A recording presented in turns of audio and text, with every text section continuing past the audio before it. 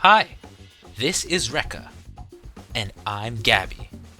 Join us all summer long as we're on the hunt for local businesses and amazing hidden gems in our beautiful cities of Edmonton and Fort McMurray, which this totally isn't. Tune in, because this is RNG in the 780.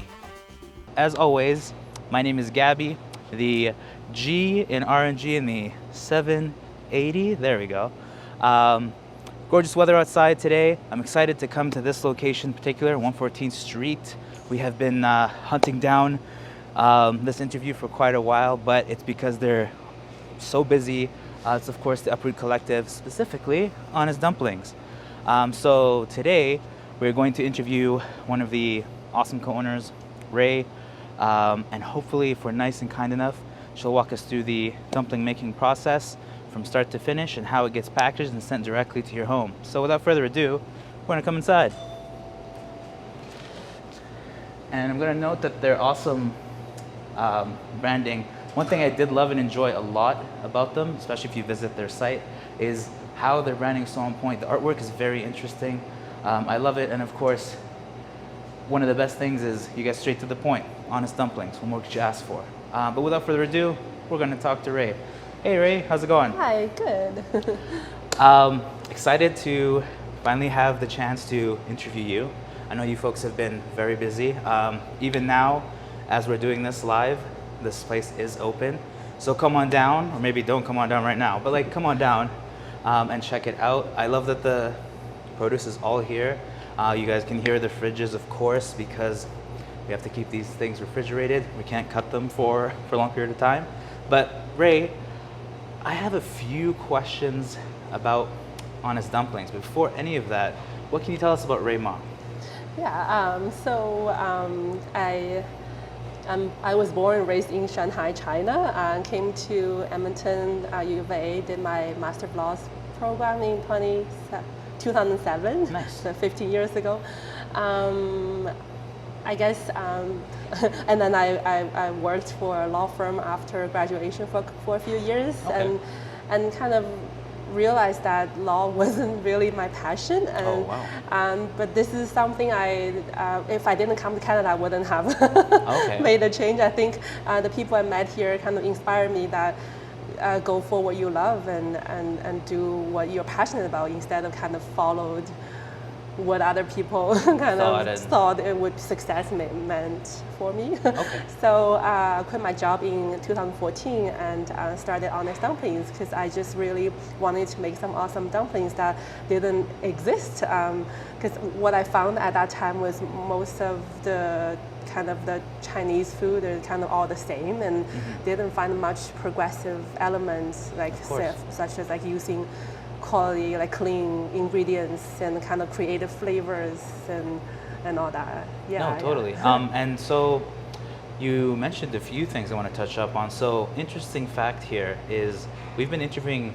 multiple businesses and many of them kind of have a very similar thing where they began in a certain facet, did the work, went not for me, and then they shifted into what they're currently doing.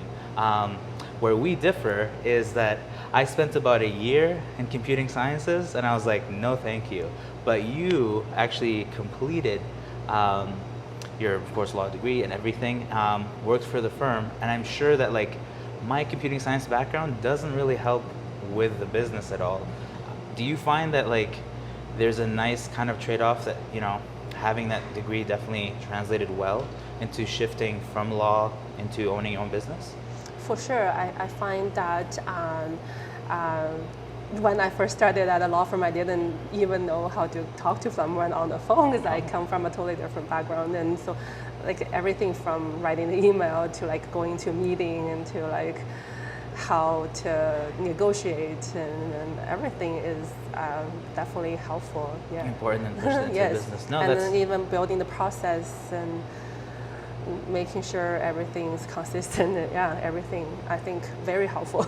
No, totally. Yeah. I would even say from the emails, even when you had to shift dates, they were always so quick, responsive, on point. So I definitely appreciated that. Definitely better than not hearing back at all. But with Honest Dumplings, so let me see if I can understand this well, and for the viewers too. It began as Honest Dumplings, and then slowly, because we see the signage there, the Uproot Collective. How did that kind of come to be? Which one kind of came first, and went from there? Yeah, so Honest Dumplings came first in 2014, and then we started at the farmers markets in Edmonton, and then we slowly made some good friends, such as South Island Pie. He's another Edmonton farmers market vendor, and then we kind of started to talk about our dreams and the challenges, and realized we both want to grow beyond the markets, want to go to everybody's dinner table, like not just Alberta but Canada-wide, or maybe around the world. Of course. But then we realized as a food business, especially we make products with meat, there are a lot of challenges like regulations and capital requirements and all the equipment, and like it's a huge undertaking for a startup in the farmers market. So we were like, what if we come together? We have a great following in the local food community, and share the resources and a facility and same team and same lawyers, and see if we can kind of cut down the costs, overhead, and go big together faster. So we love that idea, and then we formed Uproot in late 2018. We didn't have a name. We called that we named this as the Alberta Food Accelerator. That we were dreaming of bringing other people in as well, because we realized that's everybody's challenge, not just us. And then and that's kind of how Uproot came together. Yeah. Perfect. No, that's excellent. I mean, like one of the things that we were told as soon as we were like, we're looking for like kind of local businesses, the Uproot Collective was one of the first names that came up, and everyone was like, you have to talk to these folks, you have to chat with them, their stories are incredible. Even you sharing that like it's literally a collective of individuals that decided to kind of take all the hard work, a bunch of small businesses coming together. As I understand, one of the biggest things with Honest Dumplings is that all of your kind of produce and stuff is locally sourced. Is that true? That in all the dumplings, kind of like you're kind of going for local and pushing kind of that market? Yeah, when we were still at the farmers markets, it was a lot easier to source local. I would go to our neighbor farmer and say, hey, I want these kale from Reclaim Urban Farm, or like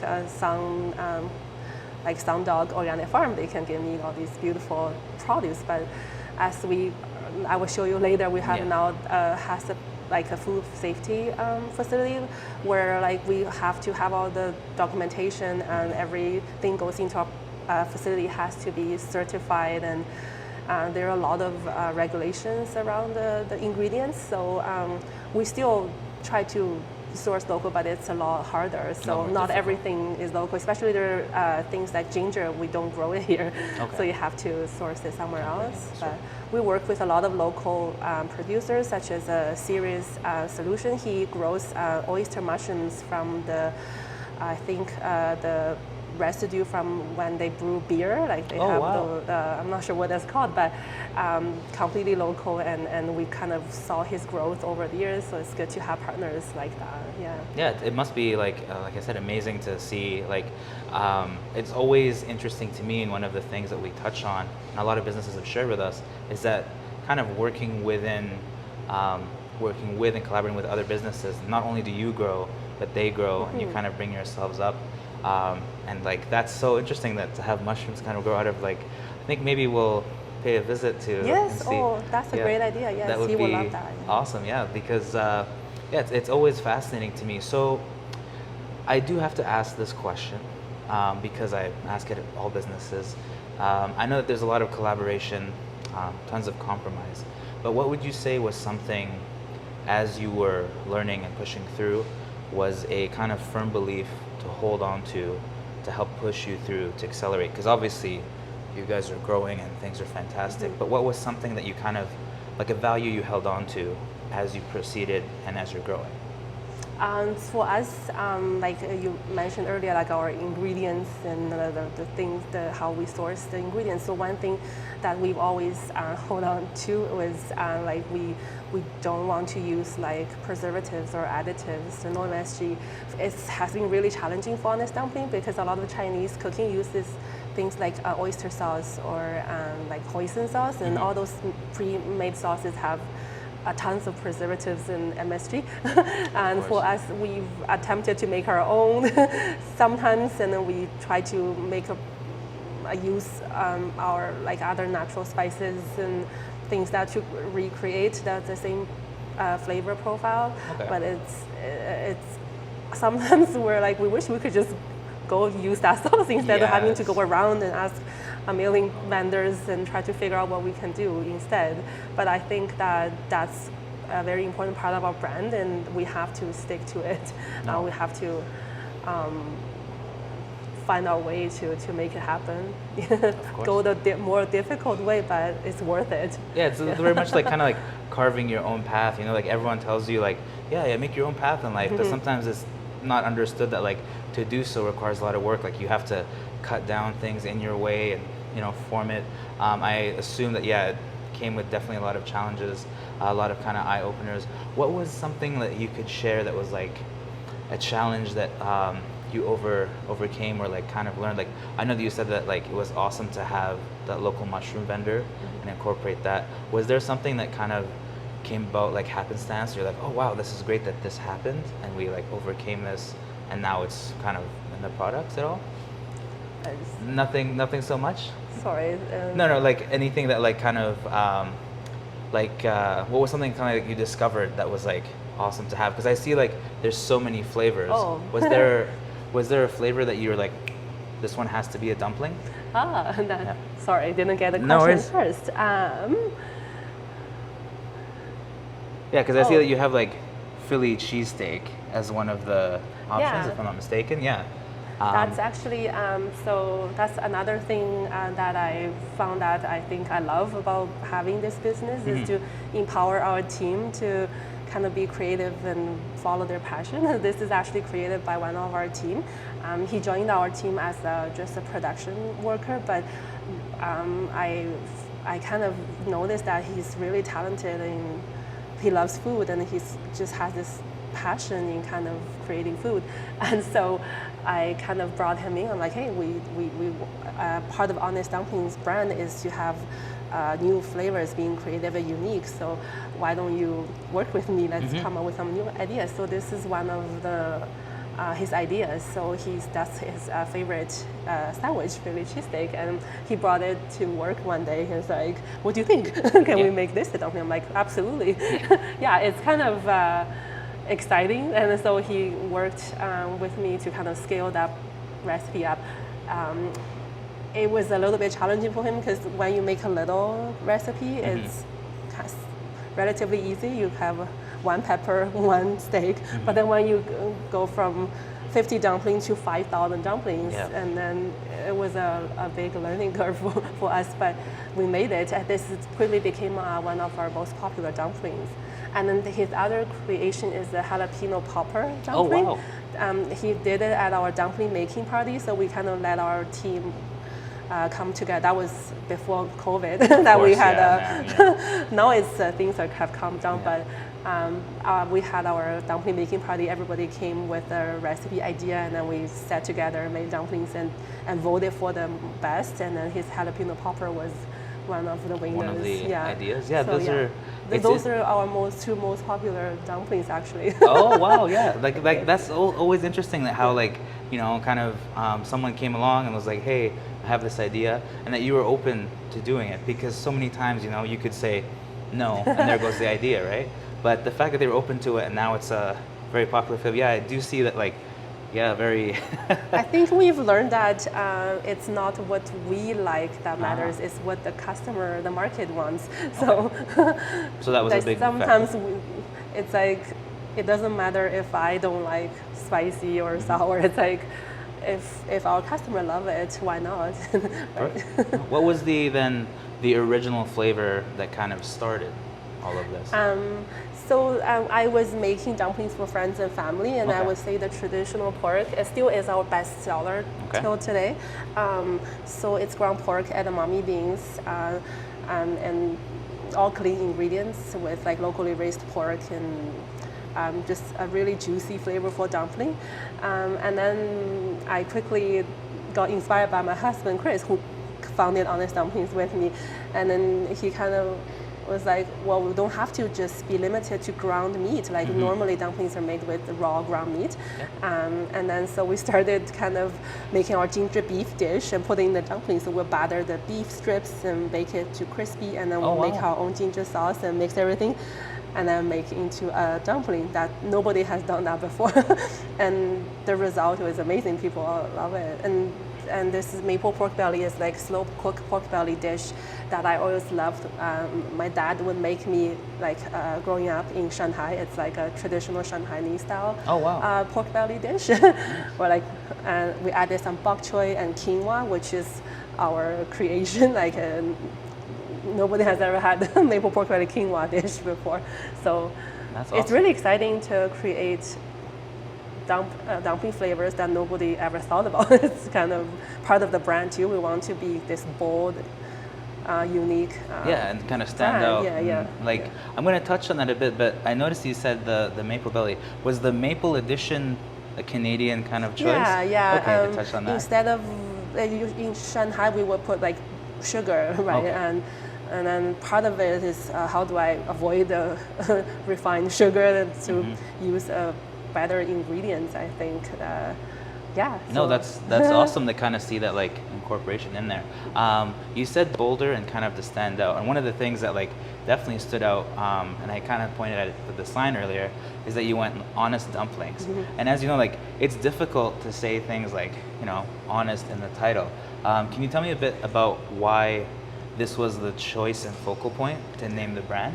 Yeah, at first it was kind of like we're trying to be funny, and then when my husband and I traveled around China, we saw some restaurant would be called Very Good Restaurant, Very Good Seafood Restaurant, and we're like, that's funny, and then we're like, oh, maybe we can do something similar, and then we chose Honest Dumplings, and then we kind of really liked it because the part of it is we want to be honest about the ingredients we put into the dumpling. We're very transparent about what we do, and we never compromise on.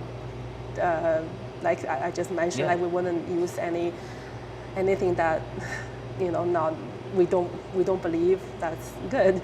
And also as a company, we are very transparent, and we show people our financial, not like our employees, that we our team meeting will show them tell them exactly where we're at and how things are going. Like everybody feel comfortable come to us and ask us anything.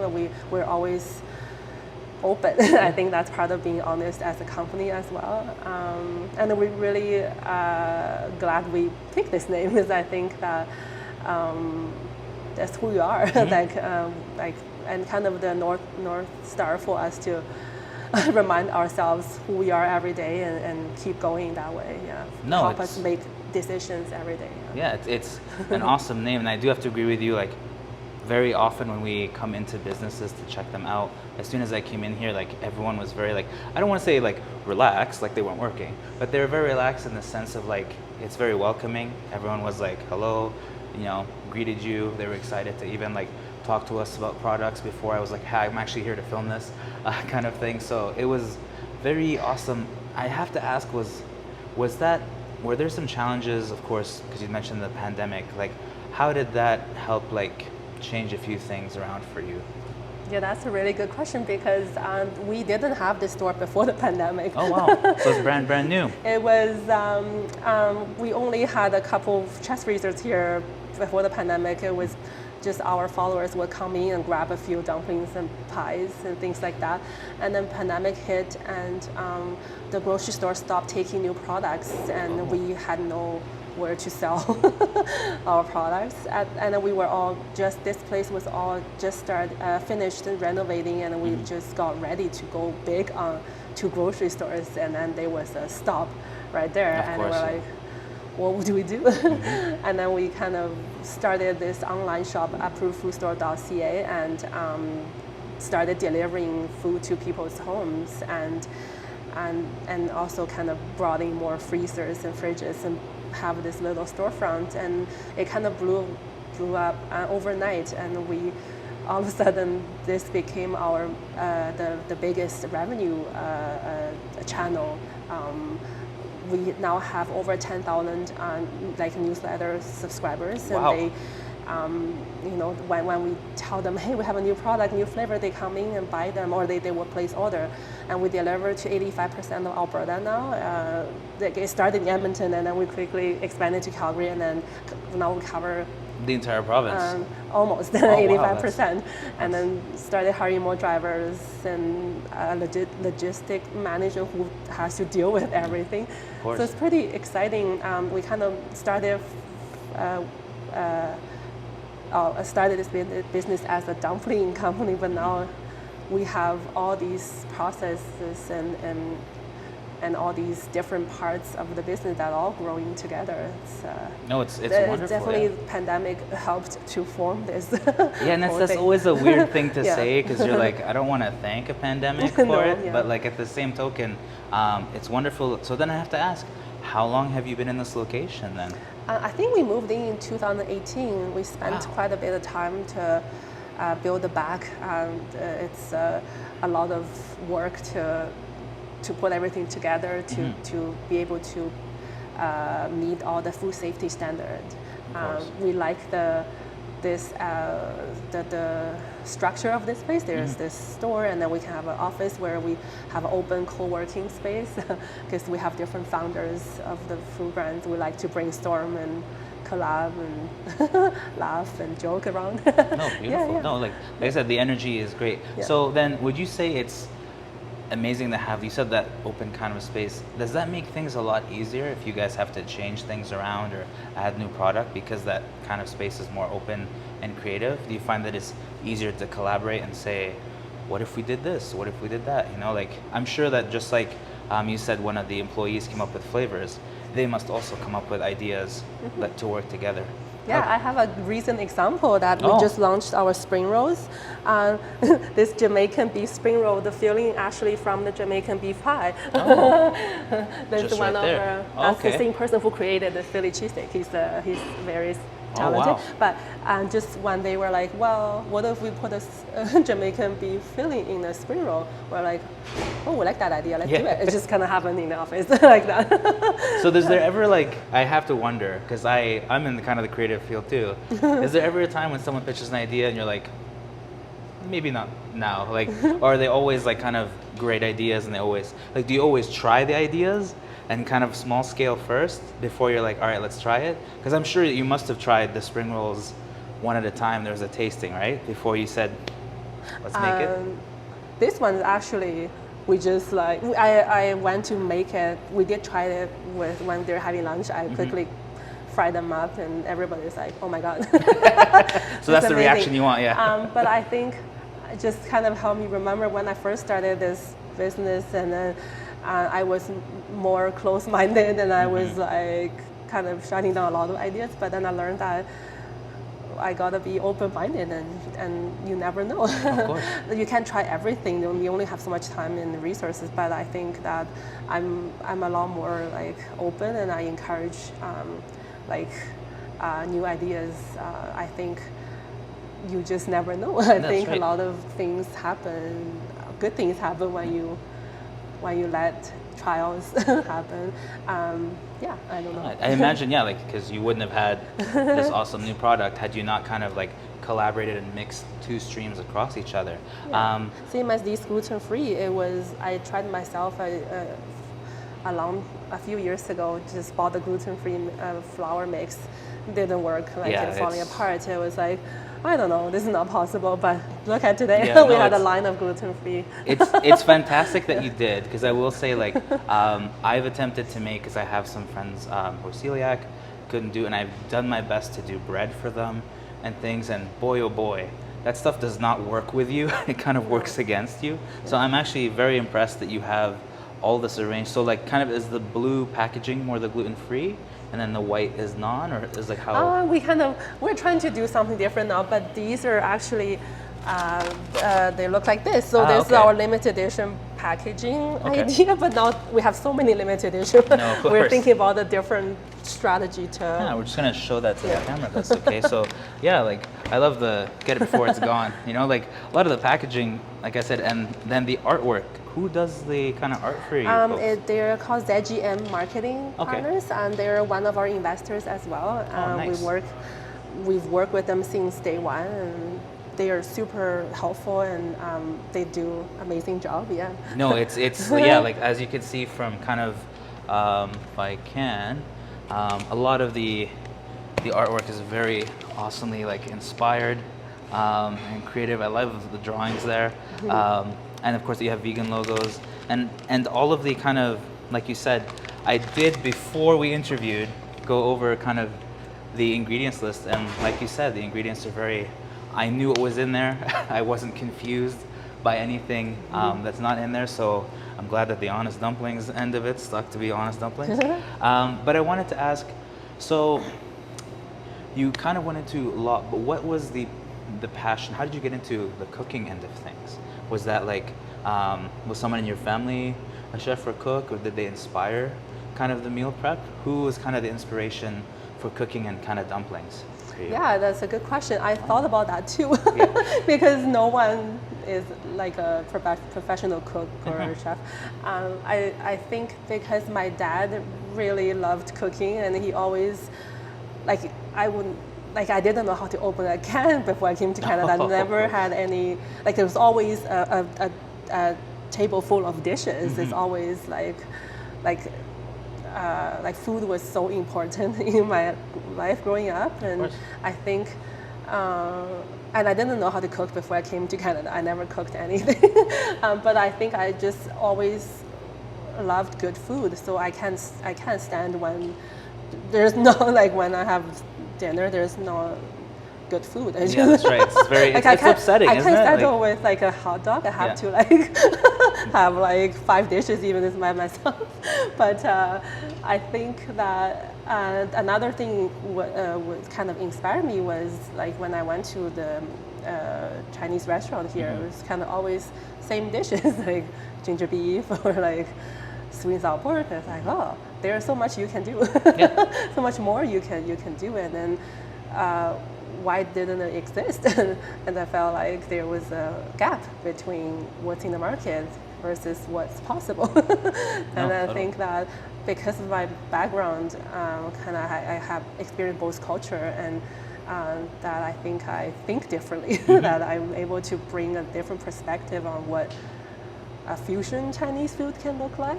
No, totally. Yeah. So tell me then if you agree or disagree with this statement, because I'm also new. Well, I came here in 2001, right? So I was new to this country, and then when I was looking for, you know, various dishes, some of my best friends were like, "Look, if you and your family can't go and have food there, don't go to that place because you want that kind of authentic experience." And do you agree that, like, kind of if you're not willing, because, like, you know, if you're not willing to bring your kids to have this food, then avoid it because it's like kind of more fast food? Like, where does the line kind of stick to, like, this is fast food and this isn't for you when you kind of go to like restaurants and, you know, like have visited them? Is it more, you know, if you see a lot more families, then yep, this is great, and if you don't, then it's like, too fast food for me?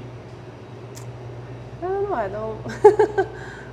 I don't really feel that way. Like I don't know, fast food. Because I know it's important not to have like MSG in your products. I know it's important to kind of pull away from that. So yeah, I'm always kind of like fascinated to know that like various different foods. Like one of the ones that I was interested to find out that is nowhere else in the world apparently is peaches and shrimp, and that was an invention that was Alberta only, and it went on everywhere. Yeah, it's very fascinating to see kind of these creative steps that are taken, and I see that you took them in the various products that you have here. Another thing I wanted to kind of touch base on and ask is, oh boy, I'm drawing blanks here because I'm just excited to kind of like start making these foods and make it happen. But when you kind of came to do kind of the branding for everything, and I see that you have like the mushroom and everything, like, do you go through a creative process where things are drawn up? Like, I see the ginger beef, like you mentioned, has that kind of ginger along with the beef. Like, do they send you drawings and you kind of approve, and are you in that creative process of the thing? For sure. I love to talk about this brand. Oh yes, hooray. Because I'm not sure if the brand before was like a clear bag with a sticker on it. That was what it would look like before. Okay. And then was like a purple logo with all the vegetables, Okay, which was really cute at the time. But then I realized at the farmer's market that time, I saw there was a different vendor. They were selling pierogies and they were all colored as well. And then I thought to myself, well, like the dumplings themselves are not my brand, because somebody else can come tomorrow and make the same product. Like, just they're all colored, and how am I gonna differentiate myself, this company, from other brands? And then that was kind of the question I gave to ZGM. I was like, okay, I don't want them to look like any other dumplings, because most dumplings have a picture of dumplings and they're all colored and all that. And then I didn't know what they looked like. I'm like, give me something unique. And I want to show my passion, and I wanted to tell my story. And because I'm not going to be able to tell every single customer my story, they will have to look at the package and, oh, I want to try this. Yeah. That was their task. And then they gave me a few options, and one of them was like a blank, like a white bag with like a at first there was no drawing. It was just like writing. I think it was like this. They said never choose food based on packaging. That was the kind of the draft they presented. Step one of it. Okay. They're like, we don't usually tell clients which one to choose, but we think this is the one to go. Like, instead of having colors. And you like said no way. And at first, I was like not sure, but my husband Chris was like, love it. Then we came home and thought about it, because that's a pretty brave choice. Till this day, we still get complaints from grocery store telling us, no, like, this is ridiculous. Customers don't know what it is. You need a picture, you need a window, you need a clear bag to show people. We constantly get pushed back, but we're still standing strong here. Like, this is our brand. That's we don't want to be like any other dumplings. And then for the creative process, they didn't just look like this when they first presented to us. When we had to kind of brainstorm, okay, herbivore, okay, what animal, what should this panda do, and where should this bamboo be, and all that. Yeah, it was fun to create all of these, and all these sayings are all like, they would give me like 5 choices. I got sometimes all 5 are bad. And like, oh yeah, you're like, no thanks. Yeah. No, I imagine like, yeah, like, because to my understanding, the marketing end of things, that's on you primarily, yeah. So yeah, it's good to see, because you can always tell when someone's putting in, they're kind of creative, and like I said, seeing the pictures to them before I even read what it says, I'm kind of instantly like, yeah, I get it. And your packaging is very different, because I actually got to try, I believe, the Philly cheesesteak at a friend of mine's place. So when I was looking at the packaging, I was like, this is very interesting. It didn't clock this, of course, instantly, but I was like, how very like unique, and I love the artwork. I know I talked about it there when I went on your site. You also have an awesome intro video, and even that artwork is fantastic. I assume it's the same folks. Yeah, we actually won a few awards. Like, there's the ACE Awards in Edmonton, and the Calgary Anvil Awards, and then some international recognition as well. Oh, nice. Congrats. It was unreal, because, that was, like I said, I told them I want something different, and then we're like, this is crazy. And then everything came together and became reality, and then we won a few awards. It's like amazing, yeah. It's awesome to even see it, even in the interview, that you're so excited and so happy to do so. Must be so much better, and hopefully you took. But like, I wanted to ask for everyone kind of watching that's thinking of starting a business or making it happen. What would your best advice be to that? If you're thinking to take the jump, would you say, do it yesterday, or would you say kind of like gauge the market? What would your advice be to someone new who's thinking of starting Like a food business Yes, in particular? especially. It's a hard question. If I to be honest, our team, like of the founders, have thought about giving up a million times because it has been really difficult, especially in Alberta. Apparently, because the market size is small compared to other provinces, and the challenges of the regulations and the capital requirement, like I mentioned earlier, and the challenges to like get support that's meaningful that actually can help us grow is very limited. But we love it. Every day we're like, what else can we do? This is what we built. We want to keep going. We want to bring this to the next level. That our dream. We want our dream to come true. Advice, I think that this might be difficult, but if you love it, I think you should go for what you are passionate about, and it's rewarding. It might be hard to get to the goal, but the journey is rewarding. I think the past few years made me a better person, made me happier, and I think just be able to empower myself and our team is a huge accomplishment. No, of course, and like I'm sure the awards were fantastic. Kind of like thing to have. Congratulations on those again. I'm very excited and want to kind of quickly ask one question before Rekha signals me to go to the back. There is, you said 85% of Alberta. Is the dream one day all of Canada or all of North America? All of the world. All of the world. Even bigger than what I was thinking. That's awesome. That's great. No, I think you folks are taking awesome steps. I'm very excited to show the folks at home how the inside of these packaging is made. So we're going to quickly cut this. We're going to, of course, get dressed up properly so we can enter the facility, and we'll be right back in just a few seconds. Hey folks, so the getup is interesting, but of course, health and food standards and guidelines, we didn't want to interrupt and shut down a whole place and facility. So hopefully I'm audible. I know I look a little interesting right now, but this will be the fun part, the things I do for you, tell us. But Ray, of course, over here is going to walk us through the production process. Now, Ray, how often does production happen for you folks here? For dumplings? Yes. It depends on the sales volume. I would say every week or every second week. Oh, wow. In the winter, fall and winter, we're a little busier, so it's like every week. Now it's our slower time. I think every second week we have a dumpling production week. Perfect. Now, do you know, and I know this might be a tough question to ask, but do you know roughly how many dumplings you think you've made so far?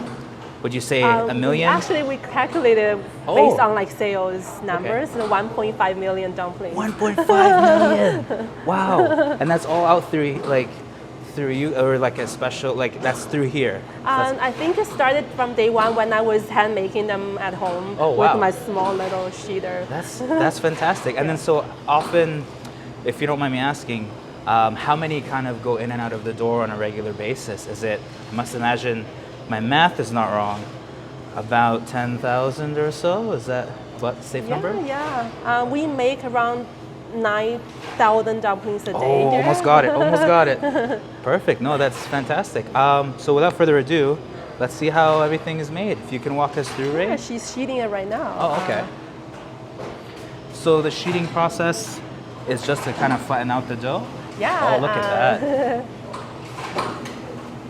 Oh, wow.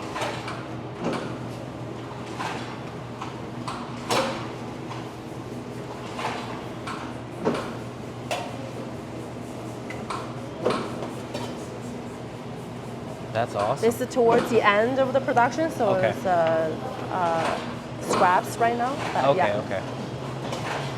And so it goes from that. Awesome. Oh. Into kind of like a flatter. Oh, that's interesting. And of course, more flour. Yes. Love it. It's perfect. Cool. And then it's run through. again. Ah, okay.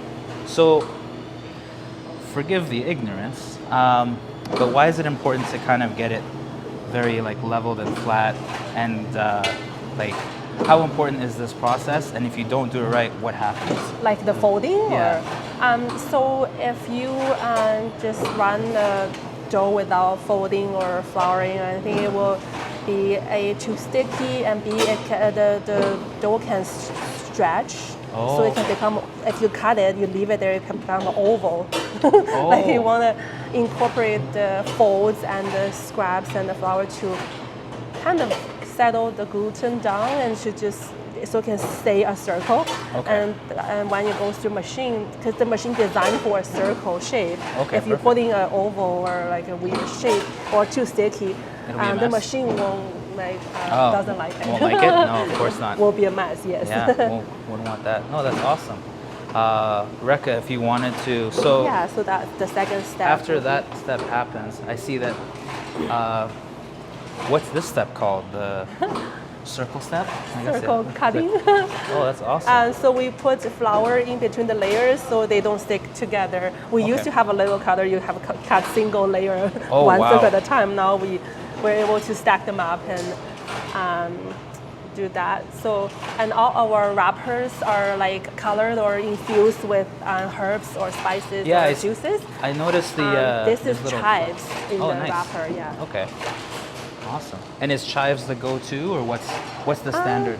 There's no really go-to. We have a few basic ones like spinach dough. It's green with spinach powder. Oh, nice. Carrot juice, orange dough, parsley, turmeric, the yellow. So all natural. Okay, beautiful. Depends on the flavor inside. So this is poutine dumplings. So oh, it's special. Oh, is this for Canada Day? Is that yeah, one? yeah. Oh, Every year we make this dumpling at this time. When we first launched it a few years ago, people were like, "What? How is it possible?" But everybody love it, including my own kids. Oh no, it sounds amazing. If you haven't already, I don't know what you're doing. Come on down and try it out. But so then it's packaged into kind of. This is just so it doesn't dry out. Okay. So and before we use plastic wrap, it kind of the wrap sometimes gets stuck on the dough. It's like risky. So we just use the bag. Perfect. No, and I see that he's setting some aside there. Beautiful. And now this is our little dumpling machine we got from Japan. Oh wow. Yeah. This machine can make around 1,400 dumplings an hour if you keep pushing the button nonstop. Has anyone like set a record for more than 14 or something like that? We never counted, but my husband thinks he's the fastest, which we don't believe. Oh, okay. I think Hannah and Christina can be faster. No, that's awesome. Oh, look at that. That's okay. So it goes through. Yeah, this filling has little fries, gravy, cheese curds, bacon, green onions. Oh, so nice. it's very delicious. Those are, of course, the primary ingredients to a good poutine anytime, any day. Now I noticed that right beside the machine is a little scale. Is there a certain weight that they have to be? Or? Yeah, so our dumplings are usually around 25 to 26 grams. Okay. This is for the machine operator to make sure all the dumplings. Sometimes the setting is off. We want to make sure it's set to the right weight. Okay. Yeah. And I assume that that's also important for the nutritional information, packaging. Otherwise, you get in trouble because things are different and off. We have a program where we record, like we will weigh a few random dumplings every run, so we record the weight in our system. So it's like a QA, QC process. Yeah. Perfect. No, that's wonderful. Question I have for you: what is kind of the hardest dumpling to make, in your opinion? Is there Hardest such a dumplings thing? to make? Yeah. Is it General Tao? Oh, General Tao is a difficult one? Okay.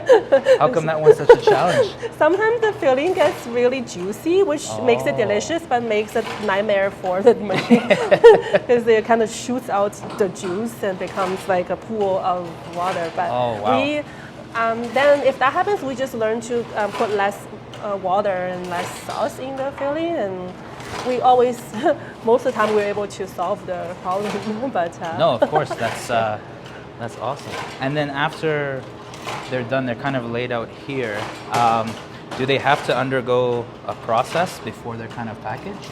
And so after she line them up on the tray, and she will spray with the water and then put on there on the cart. Okay. And then when the cart's full, we roll that into our walk-in freezer and it gets frozen overnight. And tomorrow they can be packaged into. Okay, so they kind of need an overnight freezing process before. They should be frozen within a few hours, but to be safe, we leave them overnight so they're completely frozen. And we also don't have capacity to package today. Of course, no problem at all. Has there ever been a request? Like, I know that, like, I noticed there was a signage for like the Heritage Festival. Yeah. Have you ever had to kind of make a high volume, high demand for that festival? Like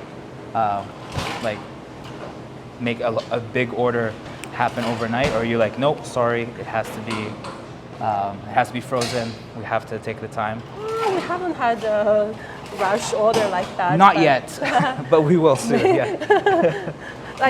Before, when I was handmaking them, like I had like a wedding, like a catering request. It was like a lobster dumpling was special, and I made it by hand and froze them and then deliver them right away, kind of thing. But now that we can make 10,000 dumplings a day, it's much better. We need to sell more. Perfect. And I noticed that like they're being kind of sprayed and kind of tucked here.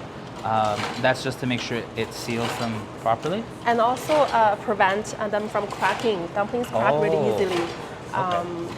We find that spray them gives them they hold the moisture better, and then you also don't want to have too much filling because they expand and it cracks the wrapper.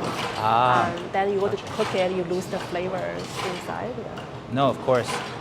One thing that I did want to ask, and I noticed that you have it very specifically on your packaging, is you say do not boil. Why is that important? It's because you could if you know what you're doing. Oh, okay, all right. So for the professionals at home. Sometimes if you overboil them, if they opens up, you kind of lose all the flavors. Oh. And then we find the best way to cook them is to steam them first and then pan fry them after. Okay. That's kind of the best way to keep all the flavor inside and nice moisture in the wrapper and the crunchy bottom. Oh, wonderful. Yeah. Okay, so that's the step. It's just steam, and then you said pan fry. Yeah. And then take them from there. If you don't have a steamer, you can fry them from frozen as well. It takes a little bit of practice for some people, but it's not hard. Oh, you can do that? Well, congratulations. Yeah, good thing you don't have a fryer here, because that's a lie. No, but I was going to say, is there, in your opinion, a better process to do it? Like, do you prefer the steam and pan fry, or is the pan fry, is it more kind of easier, or does one taste better, in your opinion? It's safer to steam than fry because you don't risk. Sometimes if you fry from frozen, they can stick on your pan if your oil was not hot enough when you put the frozen dumplings on. But I use this cast iron pan. Usually it works really nice. Just a little bit oil, medium heat, and frozen dumplings. Oh, perfect. Oh, sorry, we're just gonna try not to interrupt the process here. And you said they go onto the tray over there? Yes. Oh, wow. That's, yeah, I can definitely see. And this is our finished product freezer if you want to see. Oh, is it? Are we able to step in there? Whenever... That's our all like cake, when they become packaged and cased. Oh, perfect. About to get a little cold. Oh, this is the dumplings.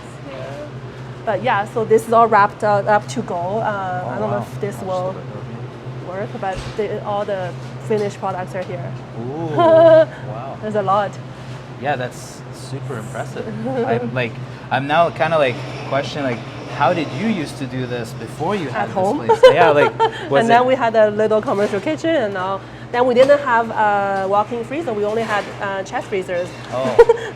This is the dream. This is the dream. No, I imagine it must be so much easier to probably put so many trays in there and have it going. Now, is there a certain temperature they have to freeze at, or something that has to be maintained? Oh, we just opened the door. It should be minus 18. That's what is. To keep them going. Perfect. And you say a day in there, and then they go on to the final step, which is the packaging step. Yeah. Perfect. We are going to run you folks here through that packaging step, but of course, because this is still a live manufacturing process, we're going to quickly cut and safely get out of here and then package this up. We'll be right back. So, got out of the getup. It took a bit of a time to kind of make sure everything's clean, and of course, procedures followed. But we're back up here. There are some live orders happening. I'm here with Brett. Brett. Hello. This is folks at home. And he is actually packaging up some dumplings for the final stages. The Honest Dumplings. Ooh, so one of our top products. Oh. Yeah. And these are the gluten-free ones, hey? Yeah, this one's a spicy, gluten-free spicy traditional, or the Szechuan. Oh, nice. Same flavor, different names. Love it, love it. Yeah. No, that's awesome. I remember the blue ones were gluten-free ones. I'm talking to Ray earlier. Yeah. But yeah, you have it kind of going, and it goes into. Yep. So we just pack it in the box here. 1, 2, 3. Make it all nice. Oh. Wow. And then fold it up. These are fancy packing things. Yay. Put the tape on. That's pretty much it. Sweet. And after that, it goes in the freezer. Other freezer.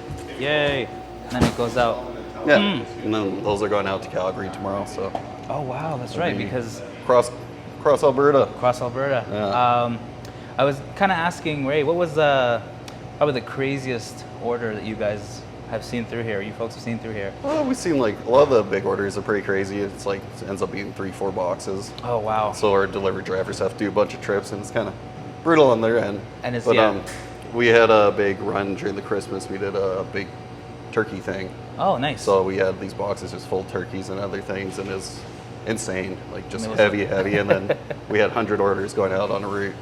So it was just crazy for everyone. Jeez, I can only imagine. I noticed that Ray had talked to us and said that right now the trending or go-to flavor is poutine. Does that one only kind of come around because Canada Day is next week, or is that kind of a year-round flavor? It's definitely limited Oh. for Canada Day, for sure. Better pick it up. Yeah. While, It's one of the best ones, for sure. one of the best ones? Yeah, That's it's full your of cheese. favorite flavor? That one or Oh. the spicy traditional pork, or the Szechuan. It's also called Szechuan pork. Okay, okay. That one's amazing. Those are the two. Yeah, those the are two that- go-tos. You gotta that try. Brett would go through. Okay. Yeah. So like, if those kind of come through, sometimes Brett's like, I don't know if I'm putting this in the package or if I'm taking this home.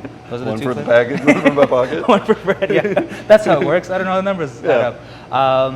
And then you guys kind of, all of the packaging is through you, the Uproot Yep. Collective. You package it in here and make it happen. Yeah. How were things kind of, did you find that you did more of this during the pandemic? Or kind of have things picked up and shifted, or? It kind of shifted. Okay. Like it started really huge in Edmonton and just blew up during the pandemic. Okay. And then now we got huge orders in Calgary, so instead of one day in Calgary, we're doing 2-3 days every week. Oh, wow. And then out of towns are kind of picking up, so Lethbridge and Okay. yeah. Who are your biggest supporters? Is it Edmonton? Yeah, definitely. Okay. Definitely Edmonton. Wonderful. I was afraid I might have to cut that in editing, but no, that's good. And then second is, was there a particular area in the province that was kind of like, wow, we're shocked these folks really love, was there any shockers like? Kind of shockers is like close to Calgary, the Okotoks. I used to grow up in Okotoks. Okay. And Nice. the Sobeys there picked us up, but they just constantly getting orders constant. Oh, And that's it's awesome. just, my parents live there, so they go there and they see the pies and they're like, oh, cool, like, my Look, yeah. son shipped those, you know? It was So all. it's kinda- Are they ever like, this one's kind of dented on the side, Brett? What's going Oh, on? no, Yeah, no. no. They're always like, love it. No, that's They're like, I'm perfect. perfect. That's awesome. I see you have a few orders going there. Yep. Yeah, Question definitely. for you: am I able to walk through how to package one myself, or? Oh, yeah. Oh, sweet. So it's a verification process. One person picks, one person Okay. verifies. All right. Okay. So they already picked it. So what we do here, we'll check out the order. Nice. Uproot order. Don't look at the names or anything. Yeah. But- Blur those out later. Yeah. So you look at that, Okay. then look at the number in the top left corner. Oh wow. So what's that number? 36836. 36836. Yeah. And is that for a Simon? Yes, it is. Wicked. We So won't say their last name, otherwise I'll have to cut this. Exactly. Perfect. So we put the sticker on here. Uh huh. That has all the information, where to deliver, the stop number. And then start from the top. Okay. What do you got there? We got a plain old faithful pie, mince and ale. Dig through there, find those. Uh, Might be at the bottom. oh. So there's one. Oh, there's faithful. Yeah. Yep. There we go. One. Almost. Nope. I think I know what I'm looking for. Yeah. Oh, Two. there you go. And three. Excellent. Excellent. Next we have the Next. steak and cheese. Not you. Not you. Yeah, Yep. awesome. Boom. That's another 3. Boom. Oh, another 3, hey? Another 3. Always got to check the quantity twice. Of course. Check the packaging. And if it's not there, we got to scream at them. I'm sorry, Simon. Yeah. One thing I will note is that I like that it says limited edition for things that aren't. Yeah, and that's the next Yeah. one, limited edition. Chicken enchilada. pie. Wow, these sound awesome. Spicy. Ooh. Nice spicy chicken pie. Boom. Oh, 4 of those, eh? Oh, that was wrong. Uh-oh. See? It was a Jamaican. Oh, that's it. I might be getting fired here very soon. Limited edition. Wait a minute. Is there 5 of these? There should be 4. It's probably this one. Oh, yeah. Okay. And then you got Jamaican anyway. So There we you go. weren't wrong. Yeah. So I was getting a little bit ahead of the curve there. Yep. Okay. Boom. And then finally, the sweet beef jerky. All of these Yeah. brands are It's awesome. Yeah. It's great. So toss the invoice in there, Wonderful. customer, and then just like fold it. Fold it. Fold it. Then you All hit right. 18. 18 is the number. Then it's going to be wet on the one end, so Ooh. you kind of got to grab it like Oh. this. Oh, yeah, 'cause that's- it feels kind of sticky, kind of weird. And yeah, How do just I- pull it. Just pull it. Oh, okay. There you go. Mm. And then you This will probably have to be redone. Oh Yeah. boy, this is wet. almost Oh, no. a little bit better. There you go. It's a 2-man operation. Yeah, it is now. And then you really rub it. Give it a good massage. Nice. There we go. Get all the wetness sticking in it. Perfect. Now throw it in the freezer. Excellent. That's pretty much it. Oh, sorry. Simon, I'm really sorry. That tape job was terrible. I did the best I could, but that's fascinating that the steps are, and Yeah. these are all produced and kind of made right here, right downstairs, kind of for the most part. Just the 3 brands: South Okay. Island Pie, Honest Dumplings, and NKD Raw Dark Chocolates. Okay. And then we got Little Bear, and they're renting the space as well, doing Okay. the gelatos. That was the gelatos that we were kind of asking Ray about. No, that's amazing. I wanted to ask Ray a few more questions, but I guess they're now passed on to you because she told us she has to grab her kids from school. Oh, yeah. I forgot, that these sort of things happen. So I was wondering if you could let us know where folks can kind of find, order, and process these things. So pretty much online. Okay. Big e-com online thing. So uprootfoodstore.ca. Okay. www. Yeah. And- And then we also have the storefront Edmonton downtown at 10552 114th Street. 14th Street. And Yeah. you folks are open? kind We're of- open Monday to Friday, 8 a.m., 4 p.m., and then Saturdays, 10 a.m. to 4 p.m. Oh, wow. Yeah. Okay, that's awesome. Sundays we're closed. Okay, that's... Don't come Sunday. Don't ever come here. No. Don't you dare. No, and I noticed that, I have to kind of ask this because you guys are on 114th. This street is awesome. There's a bunch of local businesses kind of around you folks here and there. What was it like kind of, because I know that you had only opened this place up in 2018, if Yes, Ray was yeah. saying. What was that kind of like? Because she was saying that you didn't have these freezers, they were kind of chest freezers, and slowly developed how was that kind of whole process like? Sorry, It was the place good. is still open, so we're going there. I wasn't actually here, but Oh. from what I know, the pictures and whatnot, they had one table up there for the office. Okay. They had, I think, 2 of these stand-up kind of freezers with Okay. just the 3 core brand products. Okay. Originally one. Yeah, floor, originally and then- one, yeah. but then they took on South Island Pie and NKD, started sharing the kitchen. Okay. So it's kind of just like a commercial kitchen space to start with. Okay. And then, yeah, it just expanded. So the collective part of the Uproot Collective was definitely there for it. Yeah. If you had to take a guess, and I know I was asking Ray some of these buzz questions, what is the most popular item they usually have to package? You're like, I can almost guarantee they're going to order one of this for sure. Either Little Bear Gelato Okay. moves like crazy, and Nan Amy's spicy dry chicken. Oh, Yeah. okay, okay. That's like exclusive product. I think here and one other place you can get it.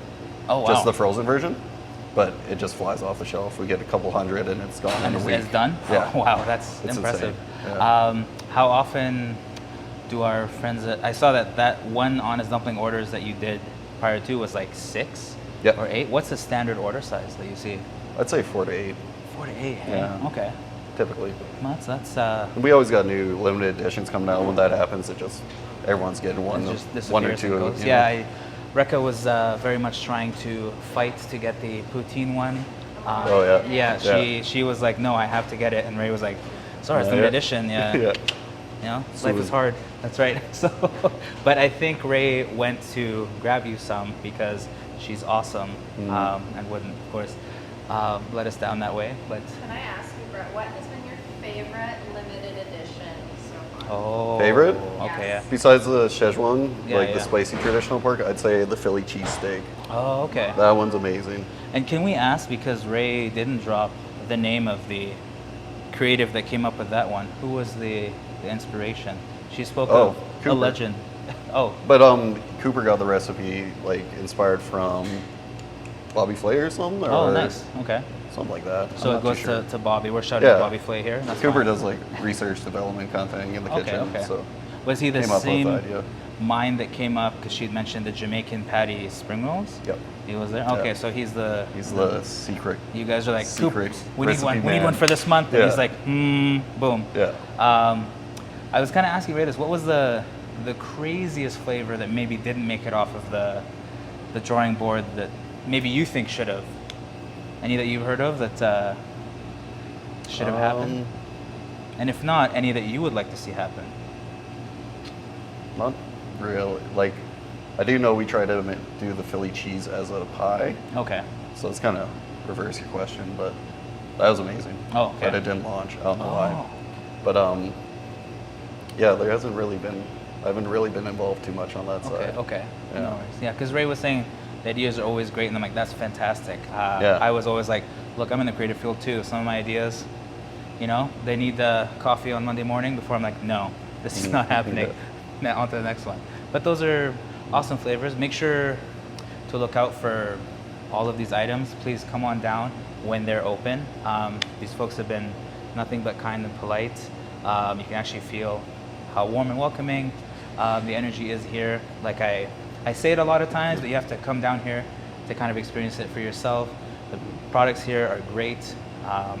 Definitely beats anything that you would kind of do, and I know that Telus is gonna fight me for this, but definitely beats kind of going skip the dishes route. Come on down, pick up some awesome foods that are like locally made. As you saw, this entire the production line is literally through there. So it's not like I went to a magic mystical land. It's literally through there. I don't know if they'll walk you through like they've been kind enough to do for us, but it literally all happens right in the back here. It's frozen, packaged, and then literally, as you saw, packaged right here, frozen and shipped to your door. So be sure to come out and yeah, check that out. Breck is getting some awesome B-roll. Nice. Honest Dumplings. All right, as always, my name is Gabby. I am the G in RNG in the 780, and we'll catch you folks next time.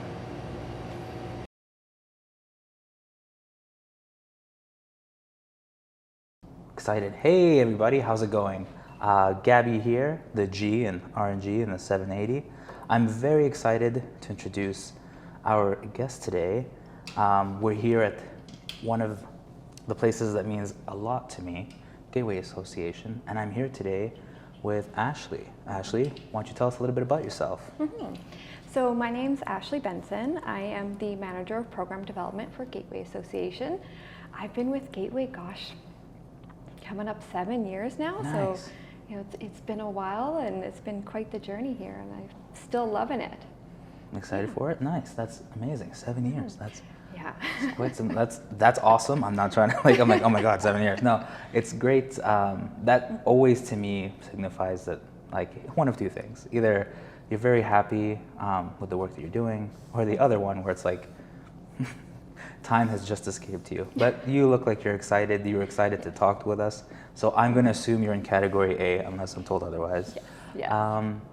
Can you tell me a bit about Gateway Association and what you folks do? Yeah, so Gateway Association, we do quite a bit of things here actually. So we support people who live with disabilities and their families. We have an employment resource center, which is where I work under. We also have a family resource center. We have an app and a digital literacy team, as well as one of our newly launched programs, which is our Jedi Hub, which is a provincial program that's offering resources to employers. It's the first of its kind in all of Alberta, so it's been pretty exciting. That's awesome. That's great to hear. Yeah. Yeah, like I said, this kind of like, just so the audience knows, so it's not like bizarre biases or anything. Ash and I kind of know each other. We're friends outside of this. So if I call her Ash, it's not because I'm unprofessional. It's because I've known her for so long. Actually, you were my introduction kind of to getting to know Mentorability and kind of the Gateway Association.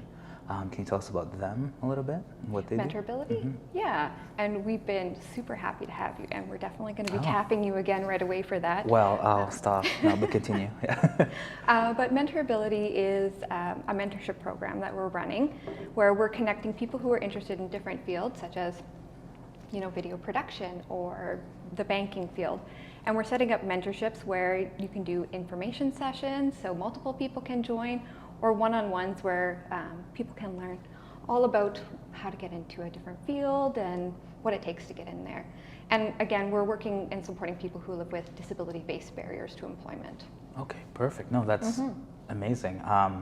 One of the things I got to kind of learn as I learned more about your organization and Mentorability was like when I was approached and asked to help mentor, and as Ash said, I'm in the video production field, so that was what I was helping mentor. It was very shocking to me to hear that oftentimes they reach out to employers, businesses, and more likely than none, they're not hearing back and they're not getting responses back. And that very much upset me as I was doing it. Like, I was already kind of on board and sold and ready to engage and help out, but that kind of was like, now I'm definitely going to do this because, yeah, I just couldn't believe that that was a thing. And to me, it was like, why would you not want to engage, reach out, and do these sort of things because this is a potential employee, right? Have you found that that's improved, remained the same, or gotten worse through the years, kind of? You know, we're always competing with time. Okay. And that's the thing. You know, so many businesses, you're fighting for time, you know, time to get everything done in the day. And so we can definitely understand where some businesses are coming from, where they just maybe don't have the time to give for that. And, you know, there are other times where we wish that maybe they'd be able to contribute a little bit more. I would say it's been varying. Like some days, some times of the year, there are more uptake because, you know, business is a little bit slower and they have a little bit of spare time for themselves or their employees.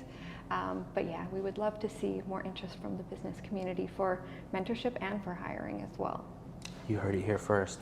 No, like it was one of the things that I was just like, it just made a lot more sense. And I know that you said time is a huge factor. Now, of course, I completely understand, like, there's so much going on.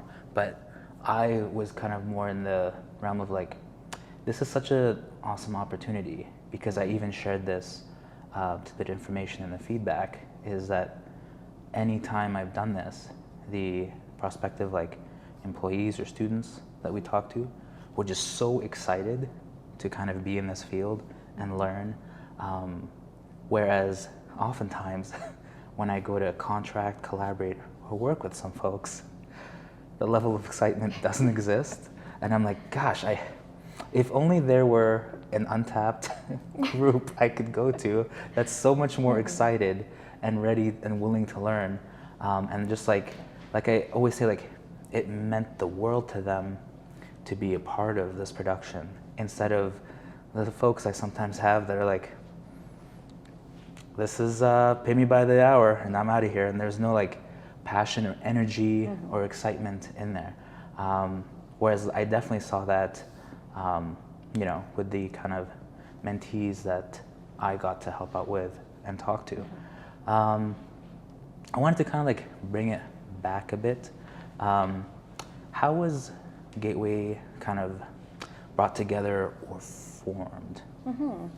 Yeah, so Gateway Association has actually been around for a very, very long time. So we've been around since 1975.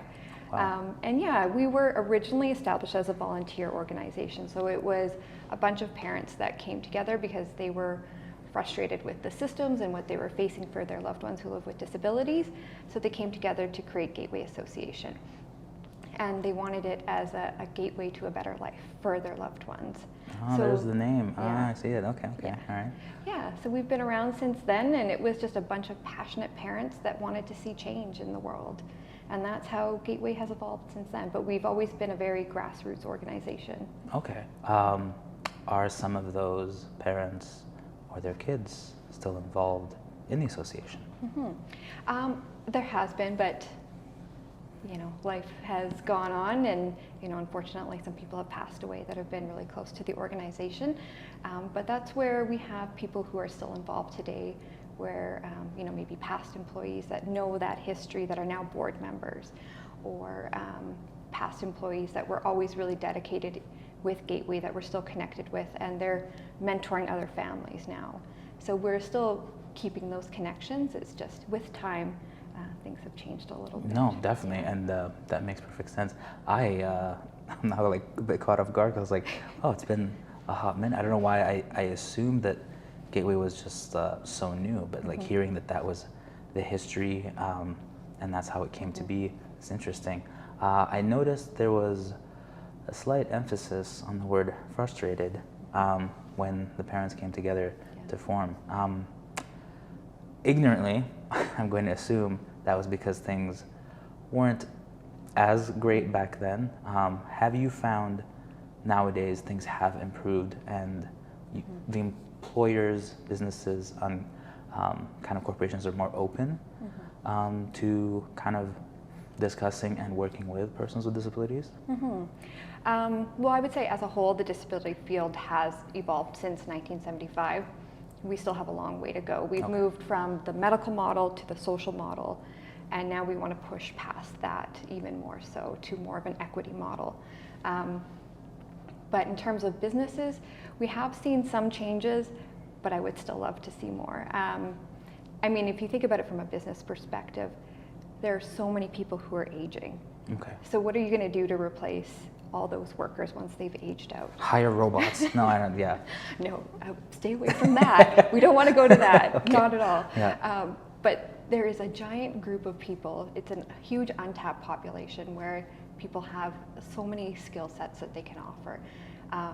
And university degrees, like a quarter of people who live with disabilities have a university degree, and they're not being tapped for employment. So we would love to see that more.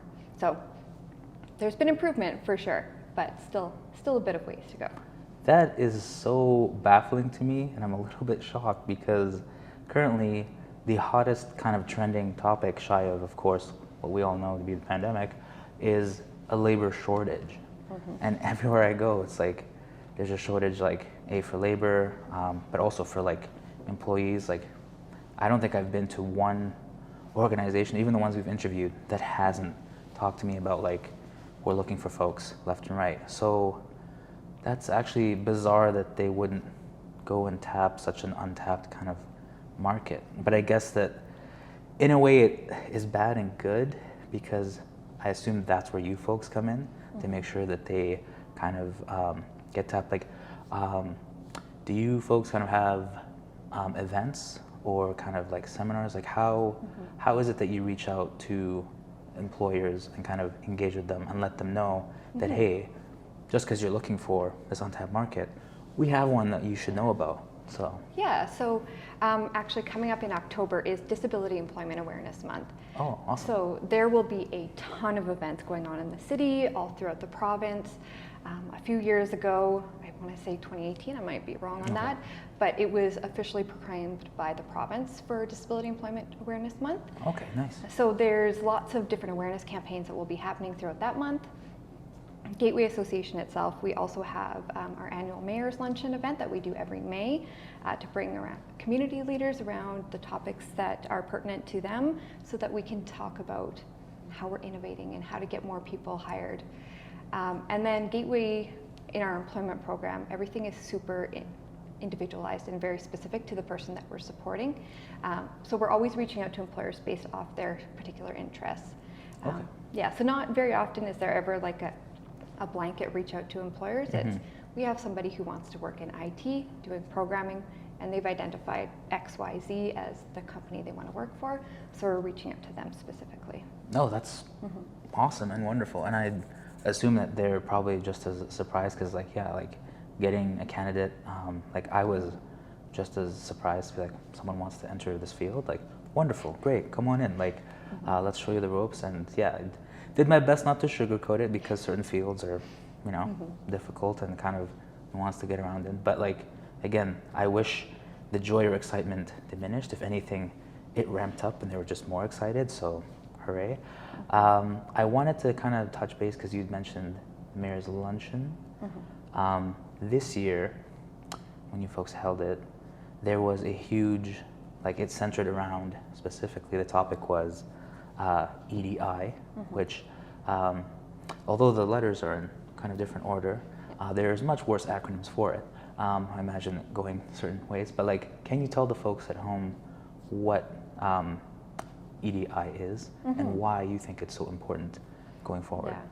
Yeah, so EDI is equity, diversity, and inclusion, and I think it's one of the most important topics of the next, God, I don't know, generation. Just making sure that all equity-seeking groups have equal access to employment. I think it is one of the biggest challenges our society is currently facing, and we need more people to be open to that and not just, you know, here, I know a friend, we'll hire this friend, like giving more opportunities to more people. But yeah, it's a hugely important topic, and there is so much information out there on it, but our website and our app has tons of resources where people can go and learn more information about it.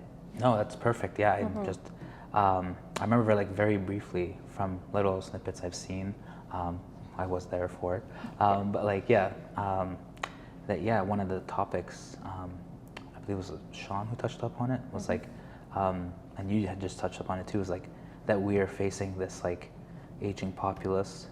So many times, like the biggest things in the news now are how like birth rates have kind of declined, so we're not able to keep up. There is no kind of this new wave and new generation coming forward because there's being like less and less people being born.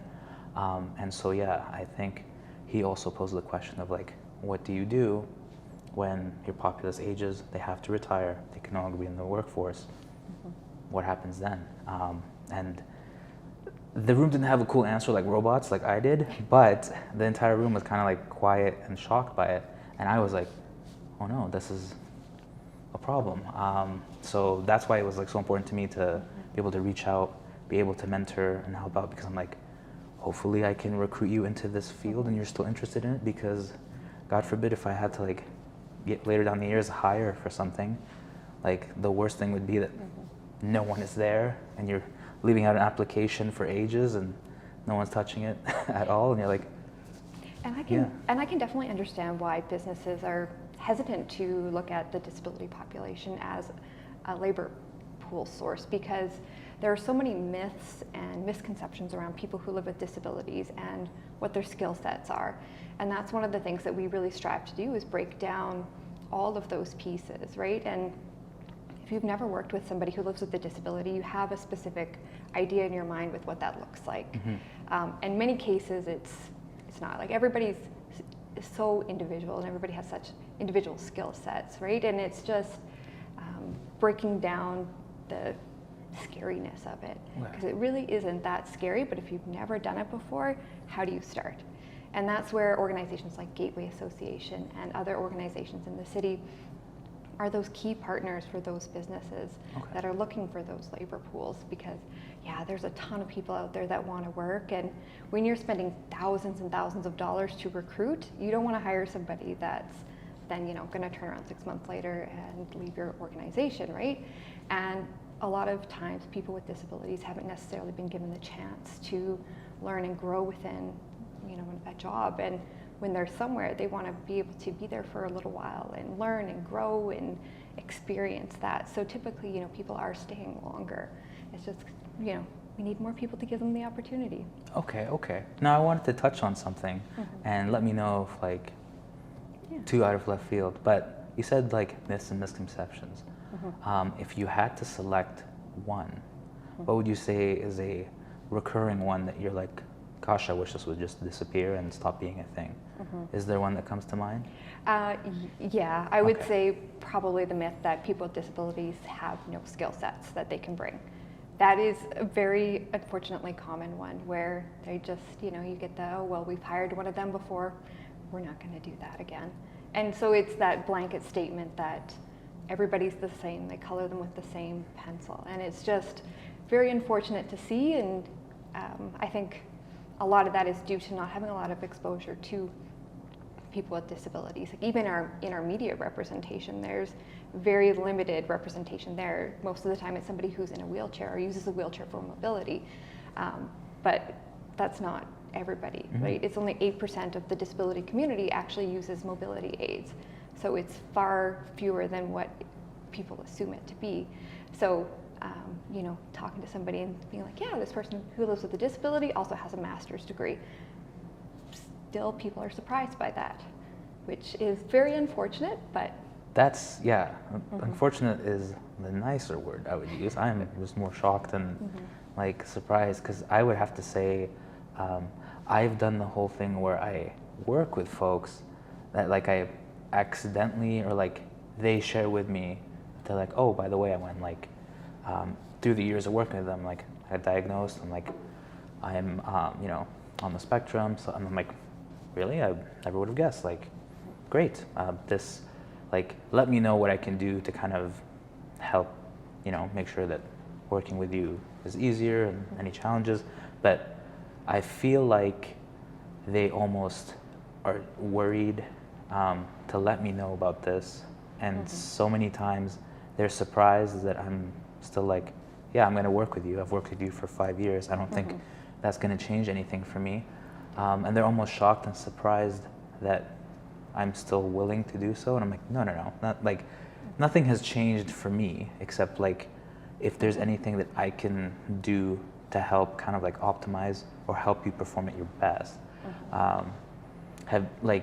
That's one thing that I found, that to this day and age, the stigma around disabilities, I wish to say it's improved, but I feel a lot of folks, despite TikTok self-diagnosing and helping self-diagnose, are still kind of keeping that very sheltered and close to their heart.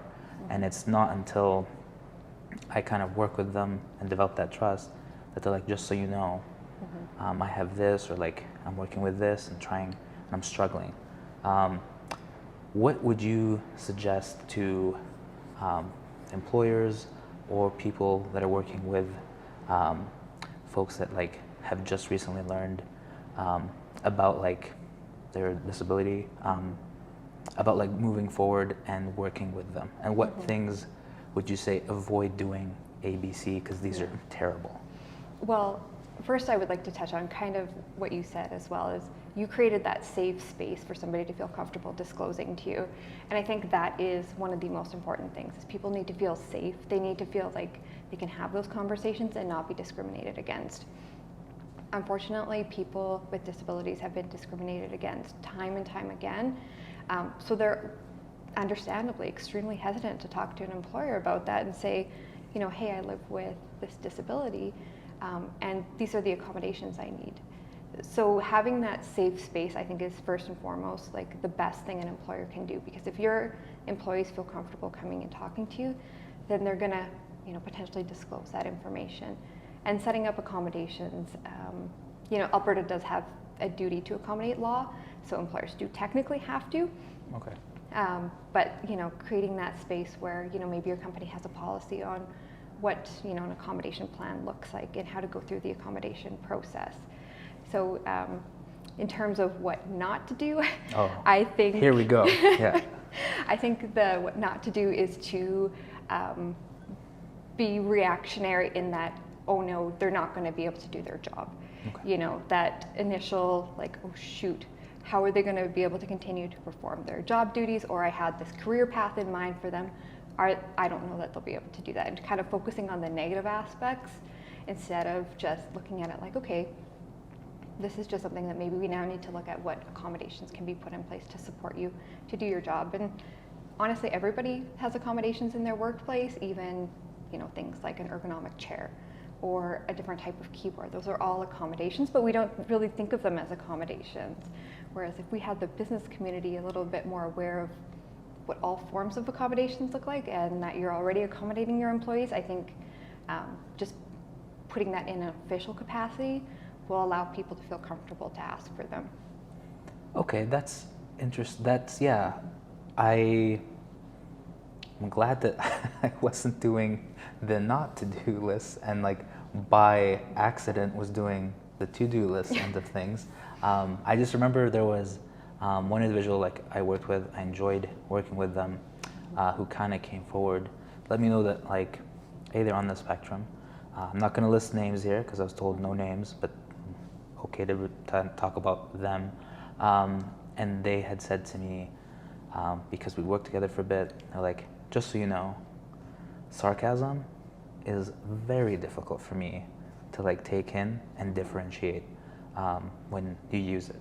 And I was like, that's good to know because I'm sarcastic 90% of the time. So I'm losing communications with you and keeping maybe 10%. And then that like, it helped me because I was like, great, can get to the point without having to do so. Like, I tend to use humor to get to some messages and communicate, but if sarcasm doesn't work, thank you for letting me know, right? And I was more happy that they told me because I'm like, great, now that makes so much sense because for so long I was like, hey, are my jokes just terrible today? I mean, what's going on? No one's like, no, I'm getting no response back. But now I'm like, oh, there's a communication barrier there. I'm like, great, I'll never do this again, or like limit it to an extent. But also the request was, please don't like make it stand out that like, this is what I'm requesting of you and asking of you. And I was like, no, like what, I'm not going to go to the group and say, hey, this person has a hard time, like, and put them on blast. It was more, that helps me understand because yeah, I felt like there was a hurdle and every time I would try to communicate, it was like, is it me? Are my jokes just terrible? Do I need to like buy a joke book and like go through like back into humor classes? But like when they told me that, I'm like, that makes a lot of sense because so many times like some things would happen terribly on set and I'm like, oh joy, I'm so excited. And they're like, this is terrible, why are you excited? I'm like, I'm not, like, no, wait a minute. So yeah, that was one that was like very eye-opening to me, to kind of learn and understand. And I would say that like, yeah, I agree with you. I would love to have more kind of safer spaces because when you can come to me and say, I don't work well with A, B, C, D, and that's even, I found folks that like aren't like with disabilities, even folks that like have very poor time management or anything, they're like, I function better as 1, 2, 3, 4. I'm like, great, let's do that. Because why would I want to kind of give you like a generic blanket response if the feedback is like, we're failing communications, things aren't going right, and the efficiency of everyone is awful. But that particular story kind of like stuck out to me, and I was like, I'm so happy that you came forward and let me know because so many times. It really shows the power of disclosure too, right? You think so many times people get misjudged because of, maybe it is a disability-based barrier with maybe social interaction, and people are quick to assume things, quick to assume that maybe they're unfriendly or they don't want to talk to people or they don't want to be social, but that's not necessarily the case. It might be that it is due to a disability-based barrier in their social skills. So I think that's where being able to disclose is so powerful for preventing those misconceptions and those judgments of people, because we're human, we're quick to judge, and the more we can get to know people and what those all the differences that we have, the better we can all function together. And our society loves to put people into boxes, especially in employment. You have to be able to do these specific things, right? And that's where I love, the new generations that are coming up that are advocating and talking about all the different needs that people have, whether you live with a disability or not. Nobody functions the exact same way as somebody else. And the more we can push for inclusion for people with disabilities, the more that affects everybody else in society too. So it's neat to see that some of the younger people are pushing for that as well. No, I noticed that that's a great point to bring up, that when I was way back when in the old days, going into like employment, mental health days were non-existent. Pretty much like your allowance to take a mental health day was like, did somebody pass away in your life? If not, you're required to show up to work. Like there was no kind of like allotment or even like any kind of argument. And I know multiple times kind of growing up and going to work, like all throughout high school and everything, it was like, it had to be either a pet passing or a relative family member passing away. And that was the only time employers were willing to let someone take time off to kind of like grieve and everything. But for some folks to come in and say, I'm like having an anxiety attack, I can't come in today, that was non-existent, and unfortunately would put you on the chopping block to getting terminated eventually. But seeing like contracts now, before I sign everything, I'm like, there's mental health days. There's days you can take when you're like, I just can't do it today, it's not happening, or even like up to a week. Like those are like improvements that I agree with you, like it's nice to see. Are there any that you would like to advocate for that you're seeing kind of come up? In terms of like mental health or just workplace? I would say give me A and B, go. That's right, putting you on the spot. For mental health, I would love to see more people with mental health first aid training, to be honest, in organizations.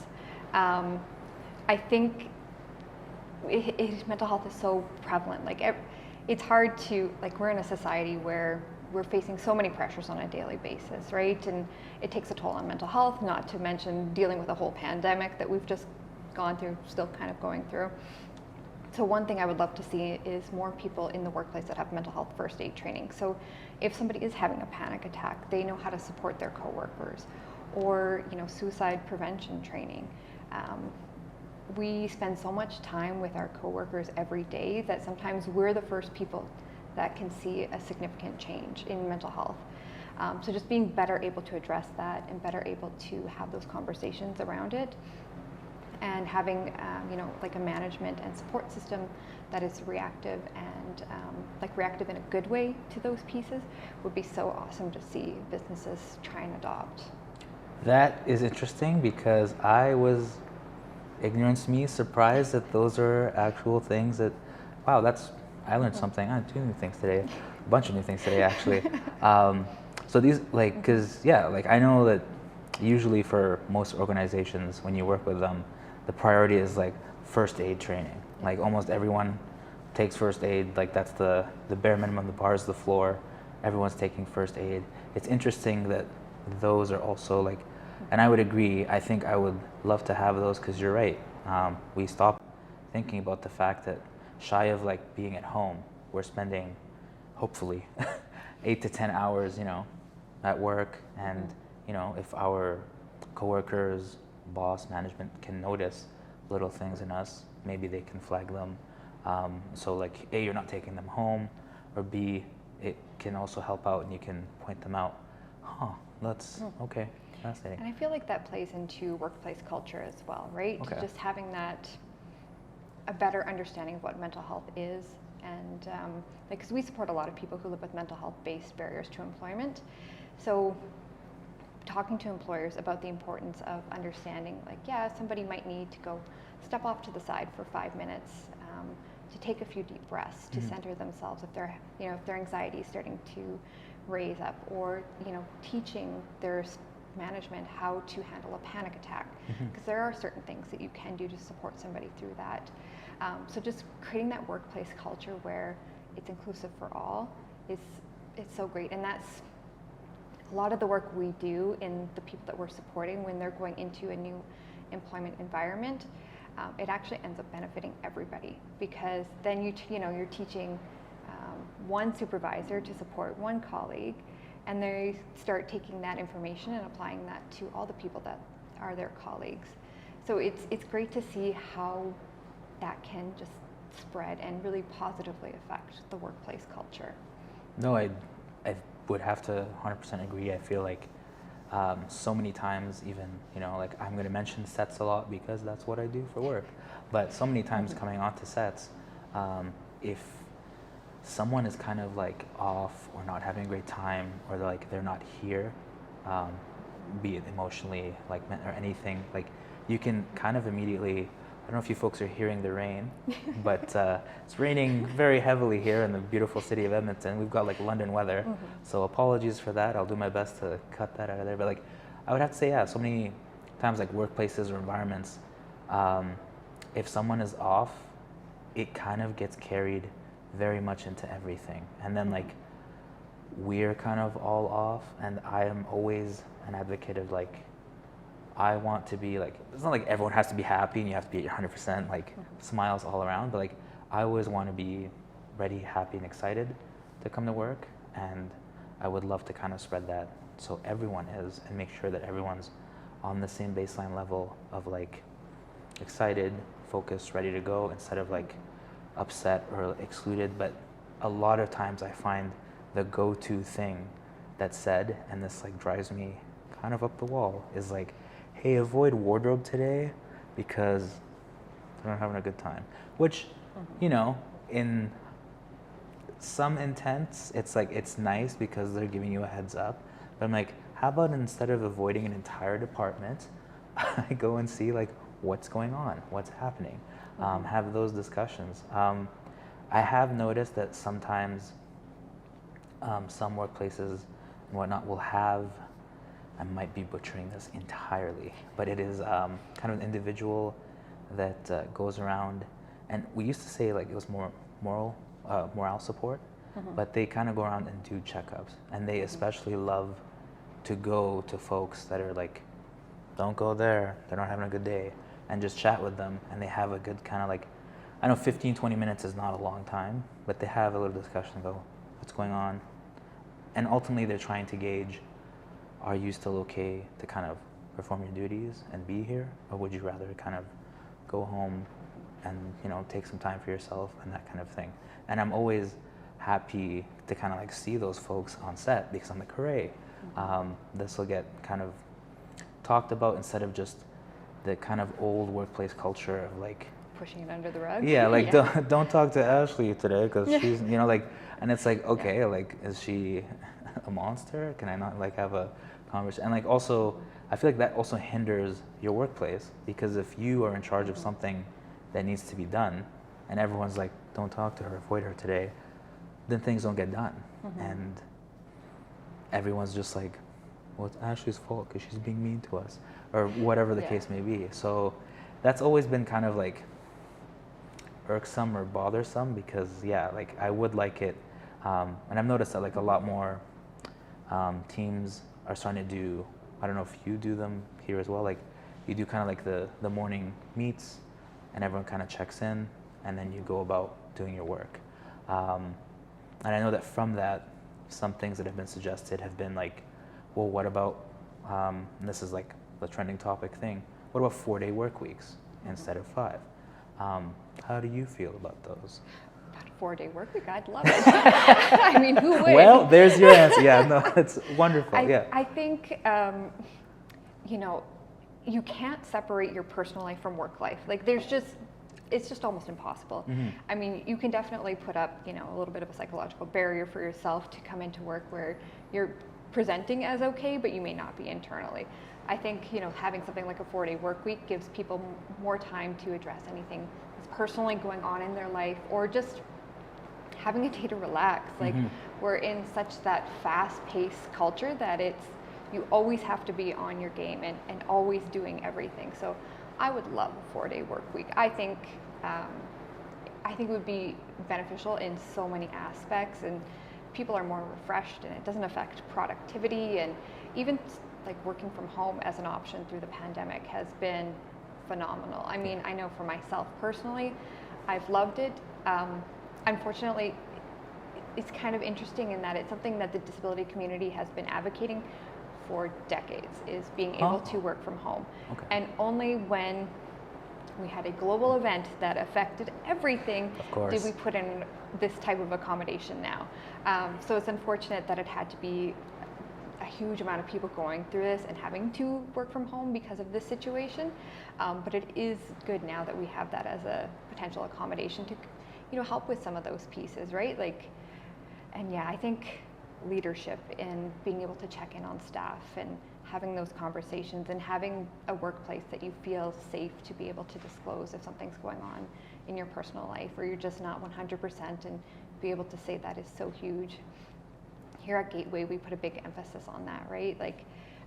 We understand that everybody has so many things going on, and so we're always super supportive of our colleagues. And if it's happened to be a Friday morning and we're all in the office and somebody's having a really rough day, maybe we take 10 minutes and just talk and maybe play a fun game or do something like that where we can kind of bring everybody back to center and build it up, because you can't really ignore it. It's always there. So and everybody has different parts or different times in their life where stuff just happens and you have to deal with it. So I think moving towards that more psychological safe workplaces are going to be huge. Yeah, no, I definitely agree. The sweep it under the rug approach was always bizarre to me. I'm like, I thought we did that as children, and now we're adults, and now this doesn't make any sense. You had mentioned working from home, and I saw how excited and how all smiles you were to do so. It's probably the most excited she's been all interview. But I remember talking to you as we kind of, thanks to the pandemic, had to shift that way. Besides kind of working from home, were there other kind of challenges or aspects that the pandemic brought to your workplace, and how did you kind of navigate around them, or if you did? Yeah, honestly, it was it was a wild ride dealing with all the COVID stuff. I will say for sure. All of the stuff we did was all at the office in person, and we had to transition everything we did from paper to online. Okay. So that was a big hurdle in itself, and also just having conversations with businesses changed too. We used to be able to go down and go knock on doors, essentially cold calling businesses and going in person, and then we had to switch to the phone and email, which it's a little bit easier to end a conversation quicker if you're talking to somebody on the phone or through email versus in person, when you're in front of somebody. So I would say in terms of the employment side, which is what I know the best, is kind of what I've seen. But yeah, it was a fun time. It was, I will say that I agree, shifting to more kind of Zoom call conversations, email, yes, had its moments where it's better, but boy, oh boy, you sure can't screen someone face to face like you can screen an email or call and have them go by the wayside unanswered. It's kind of the ups and downs. I am always excited to kind of course, see folks face to face, interact with them, because I feel usually I can pick up, if keep talking, keep having that conversation. I don't like what you just said, little facial cues and everything, which, in emails, and I bring it back to me being sarcastic, you can't pick that up in emails if someone is throwing sarcasm unless you put it in quotes, and then that's the point, right? So I can understand the shift of it was so much better working from home and kind of things that changed, but I also get that, I know that that's also a big thing because employers are kind of clawing back on working from home. And I know that there's been so many kind of big organizations that have basically said if you're going to work from home, you're going to face maybe pay cuts or possibly termination of your contract because they want you physically here, because so many, I guess, places seem to think that when we worked from home, it was like a pajama party and nothing was being done. And you know, the hours we put in or whatever we wanted, and we weren't putting in our proper 8. But I can say I probably put in a lot more hours because I was so terrified of things shutting down that I was like, I need to, you know, light a fire under me and go and approach these businesses, answer these emails. Like, I made them more of a priority than when I was going to work, because when things were open, you're like, yeah, here's my 9 to 5, hooray. But when everything that I was trying to get into, they're like, hey, we're shutting down because COVID. I was like, oh no, I better send these emails, I better get on the ball. Would you say you agree or disagree with the statement of like working from home has made like employees lazier or not as productive? Oh, totally disagree. Okay. Yeah, 100% disagree. And that's not a bias. Yeah, I know. I think when you're working from home, you have way less distractions personally. You know, working from the office, it's great for workplace culture because you're interacting with your colleagues, but to me that I know I find I have way more interruptions in my workflow, right? Like you can kind of get in the zone when you're at home and you don't have anybody that's knocking on your door for something else, right? You can focus on what's right in front of you. And you know, it's unfortunate that employers are starting to claw back on that, because it is a really beneficial accommodation for so many people that live with disabilities. So it's unfortunate that that's the case right now, and I wish we would shift the business mindset from viewing productivity as time spent versus outcomes. Because it seems like the mentality is you have to be there for your 8 hours because we know that you're then being productive, versus when you're at home and you can't see that somebody's, you know, maybe on the computer for 8 hours, but they're probably going to be more productive because they don't have all those same interruptions. So I think there's a mind shift that needs to happen from that into more outcome-based view of employment. No, and I would say, yeah, I'd have to definitely agree, because like I said, like you still have tasks to complete. So really you can tell if I've decided to take the day off and kind of Netflix it away, I obviously won't have anything to turn in, or if what I turn in is going to be poor, and you're going to know you wrote this 5 minutes before, you know, kind of thing, versus when you're productive. And I know that the first few weeks, maybe this is true for you, but for me, it was definitely treated like kind of short vacay, and I was like, yay, from home, hooray.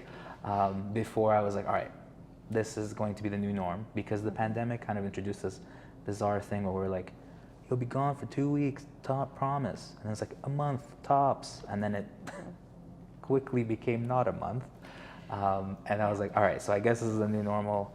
I have to learn, you know, how to actually work and not just, you know, it's not a 2-week vacation and then we get to come back. This is kind of the new normal of having to work. And yeah, I would say I agree with you for like distractions. I don't think I was as distracted.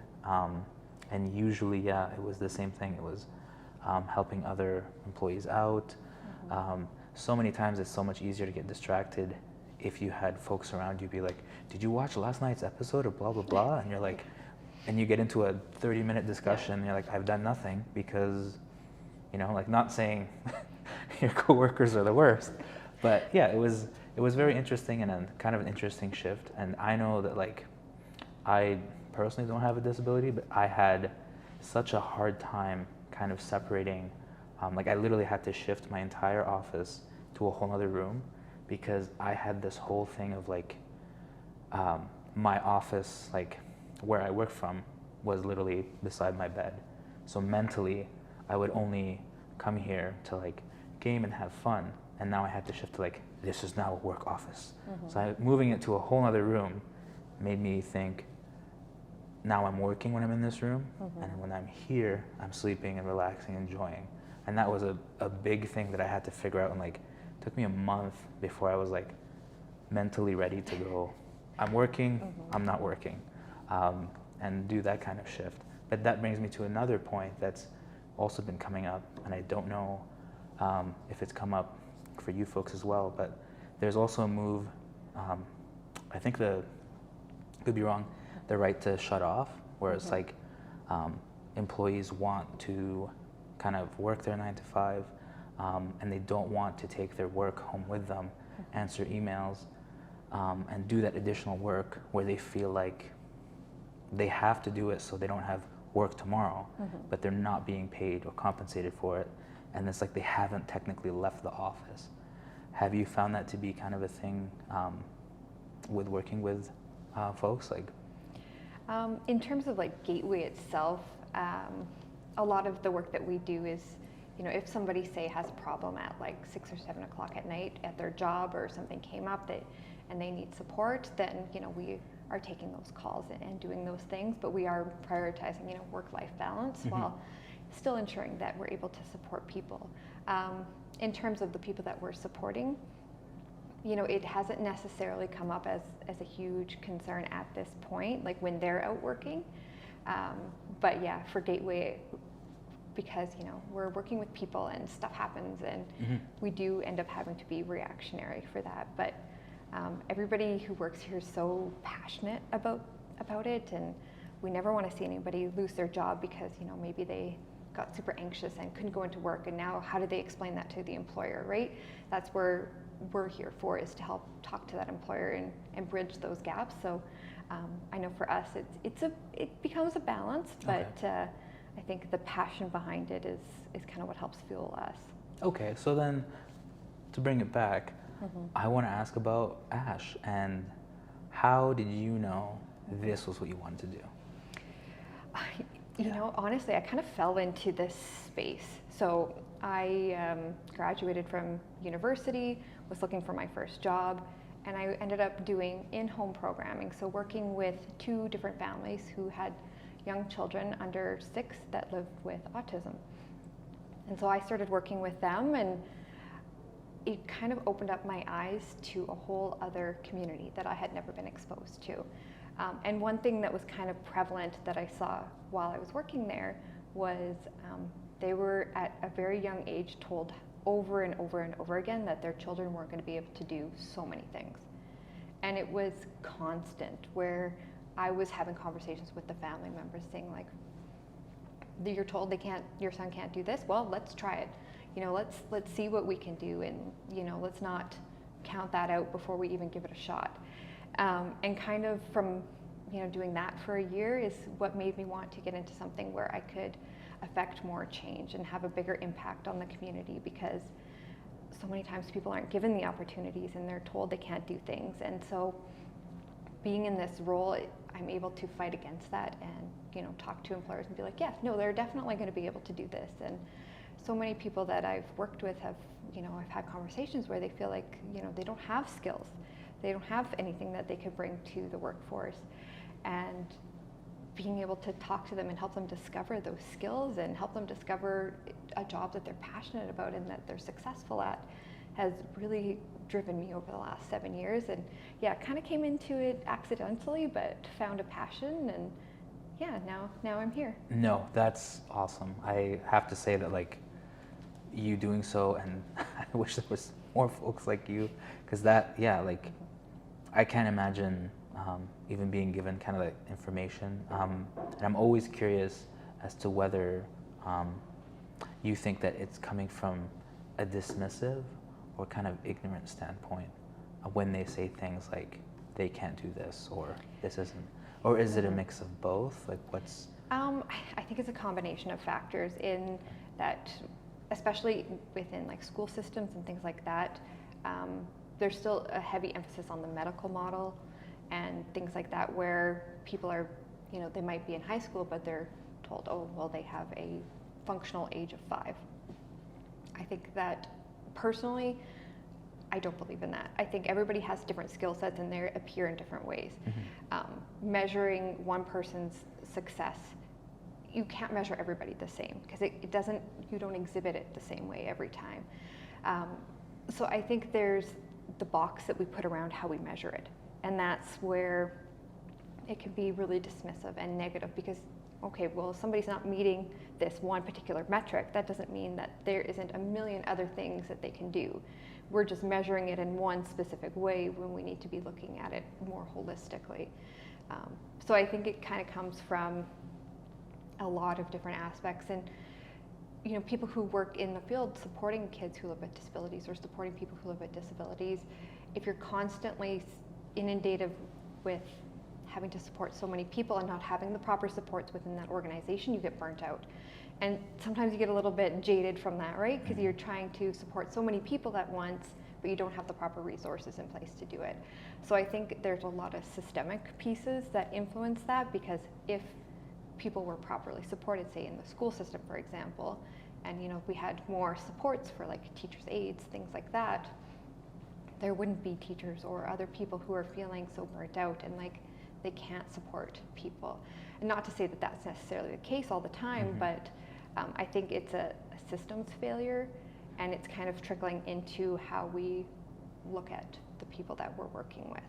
So I'd love to see some of those changes out there, but I think that takes a little bit of time, and yeah.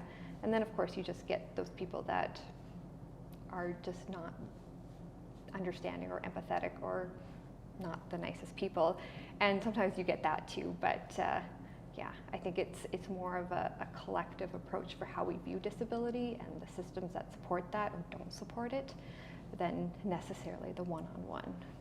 Okay.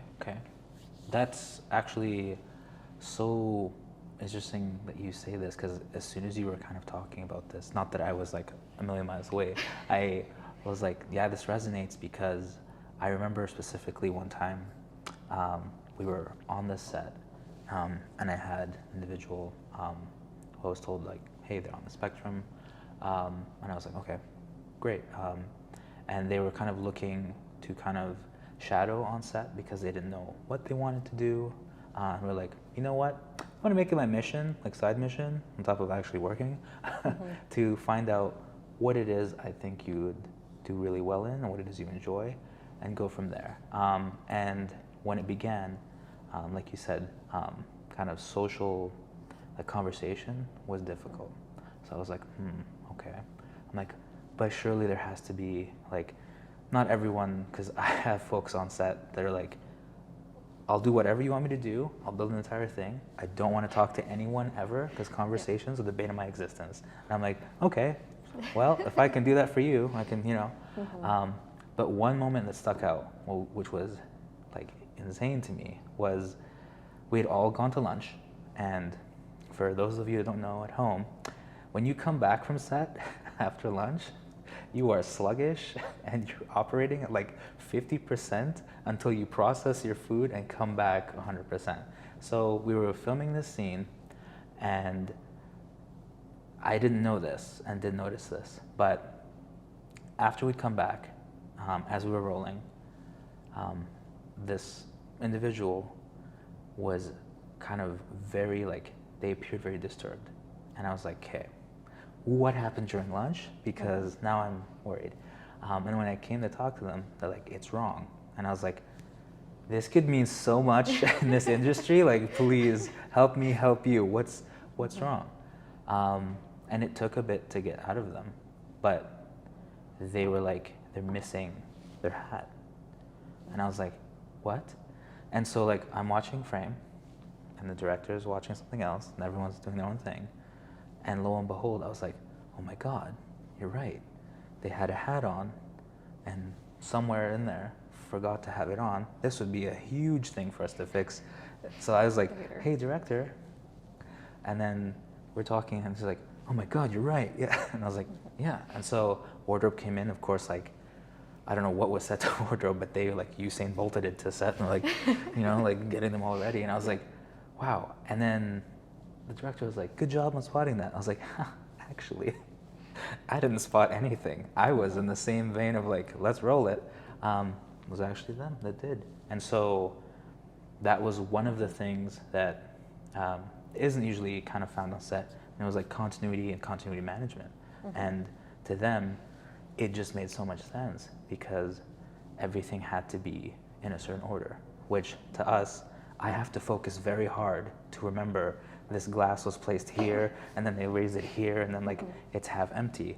Where to them, like I literally began to bring them on set. I'm like, all right, how was this before lunch? And they're like, this wasn't here, this person wasn't there. I'm like, great. And so when it came to editing, our continuity issues all but vanished for that one program. And so in my mind, I'm like, you're getting hired for continuity. I don't know if this is what you want to do, but like, boy, oh boy, I think I found like something you would be awesome at, because no one on this set, like from 4 departments, the director, myself, the cameraman, remotely picked up any of these things. And you picked them up like nobody's business, but it also bothered you that like I could visibly see you were upset that things were different.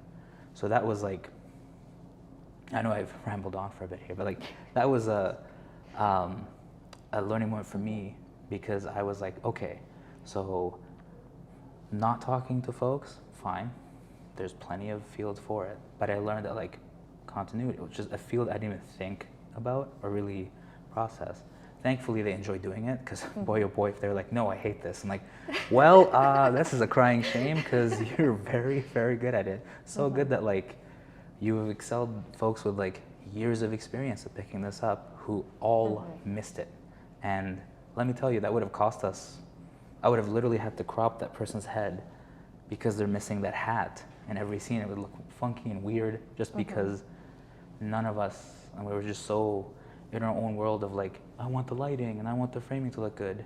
But they were like, this is wrong. And this stood out to me. And yeah, it was eye-opening. So I would say that was a huge, huge example for me to kind of think, like you said about education, is that like, yeah, sure, maybe you don't excel here, but you over-excel in these facets. And I wish that like you were saying, that it's more kind of, was it the medical model that everyone's? Yeah. I wish it wasn't that route. What's the model that you would like to kind of have it head towards? That would be more towards the equity model. Okay. And my favorite description of equity is, so if you look at where we're at right now we support people to be where they need to be. So a great example of this is if you're looking at a fence and there's a soccer game or something going on. So you have your tall person who can see over the fence. You might have another person who's on a little box and now they can see over the fence. And then the third person absolutely cannot see, but they have this nice big tall box that they're standing on to be able to see. So that is the model we're using right now, is where we're boosting people up to be able to see and have that same view. The equity model gets rid of the fence entirely, so that everybody's on the same playing field. And that's where I would love to see things go, and that's a huge next step, because that's getting rid of the systems in place that disenfranchise a lot of people. And that's all equity-seeking groups too, right? Not just people who live with disabilities.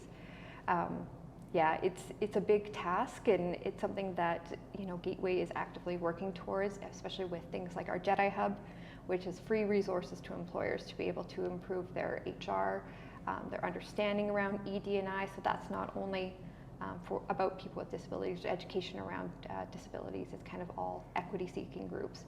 So we're starting to try and work on those systems, but there's still a long way to go on that one for sure. Oh, okay. Yeah. That makes, from that analogy, 10 out of 10, completely got it. Because sometimes I get analogies and I'm like, I don't know what you're talking about. Like it's not my analogy. Oh. It's one that's out there on the internet. Yeah. I can't recall who I can it was attribute that to. 100% Ashley's idea. No, no, it makes it makes sense to me that getting rid of obviously the obstacle that's there, the fence in this case, would be so much better than kind of just propping up and trying things to fix it versus keeping the playing field equal, hence the model's name. Wonderful, got it. I mean, even like a great example of this is also like job ads, right? A lot of times it's not in simple or plain language, where that is a lot more accessible for a lot of different groups. Maybe somebody who English isn't their first language, simple or plain language is more understandable and more accessible for them. Same with people who live with disabilities. So, our system is we have this particular way of doing job ads. Changing that and changing the process for how people apply can really reduce those barriers and give access to more people to be able to access those job opportunities. That's interesting that you said English not the first language, because I remember my coworker was trying to write up an ad for a position, and they're like, well, I'm going to put in that English must be first language, right? And I was like, that's interesting. I was like, would you hire me? And he was like, yeah. I was like, guess what? And he was like, what? I'm like, English is not my first language. And he was like, wow. I was like, yeah, so maybe say fluency in English is something that could help instead of that being your first language. And then the rest of the day he was proceeding to ask me how English wasn't first language. I was like, hey, we're getting distracted here.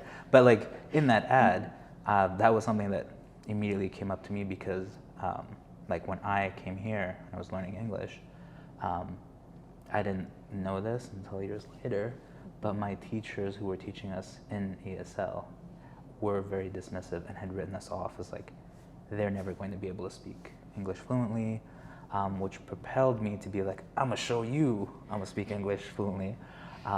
So when my brother was going to school one day and I had to drop him off because of age difference, I made it a point to like come down with him and be like, hi, Mrs. Won't say your name because I'm not that guy.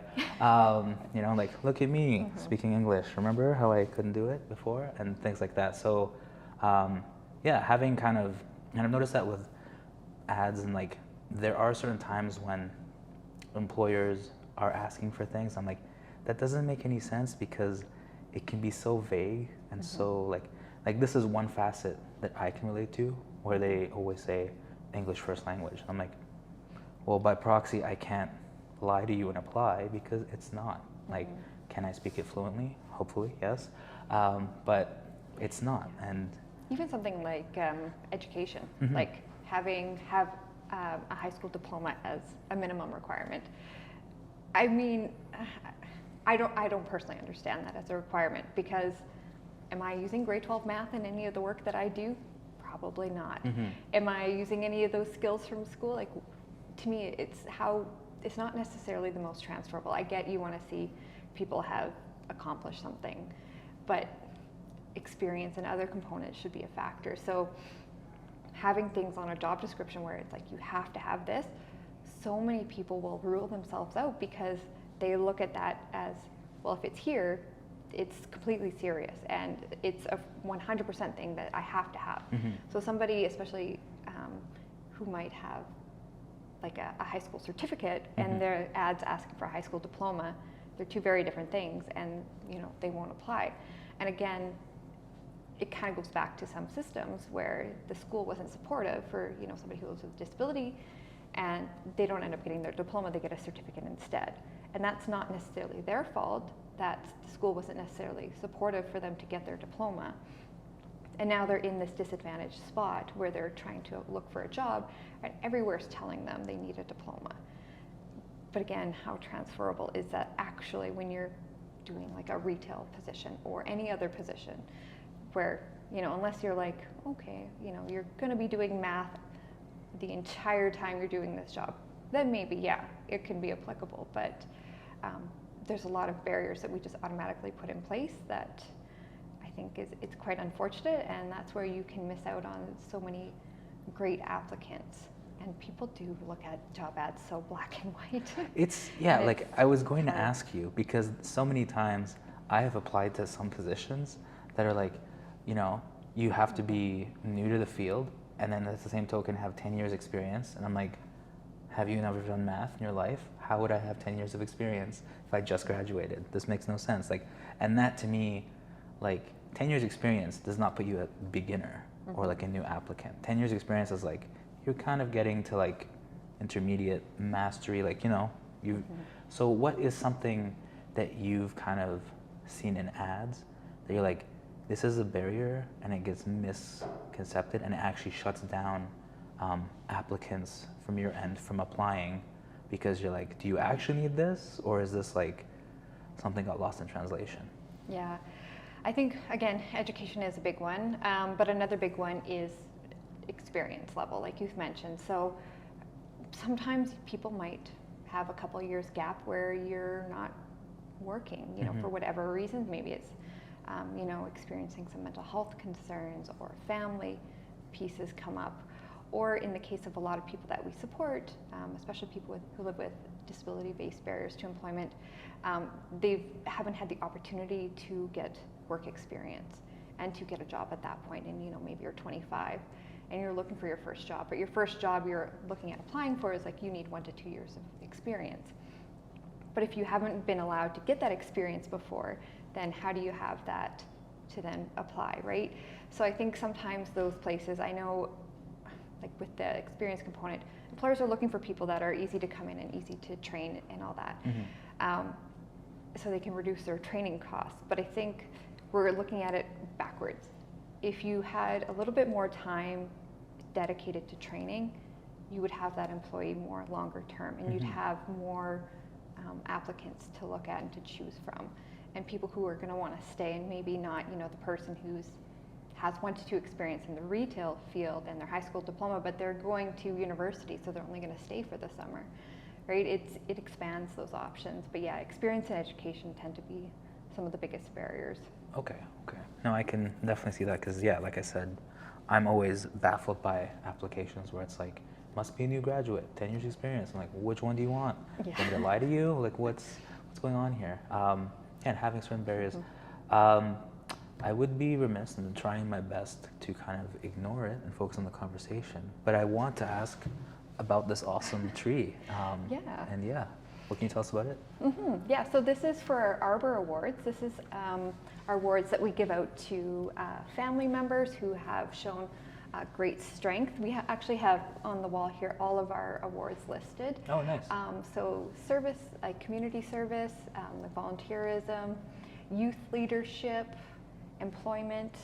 So we have a number of different awards that we give out, and it's just to celebrate people in the community that are really making a big impact, and so that we can have them on this tree to celebrate it. And it's we use the tree because it's representative of growth, and you have the foundation of the tree, which is so nice. important. I didn't even notice the names on the bottom here. Yeah, so it's the foundation.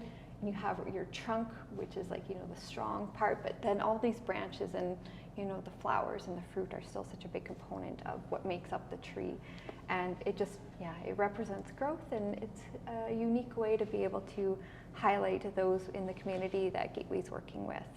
That's awesome. Oh, I hope this tree only gets bigger, and feel like you're running out of like real estate there, but you know what, we can expand this way. It's all good. It's been around for quite some time, and it's moved from office to office. So I'm actually glad to see that we're running out of room, because it means that things are it's kind of the catch-22. Yeah. It's like, I don't want to run out of room, but at the same time it means folks are kind of engaging more and being more. That's awesome to see. There's so many.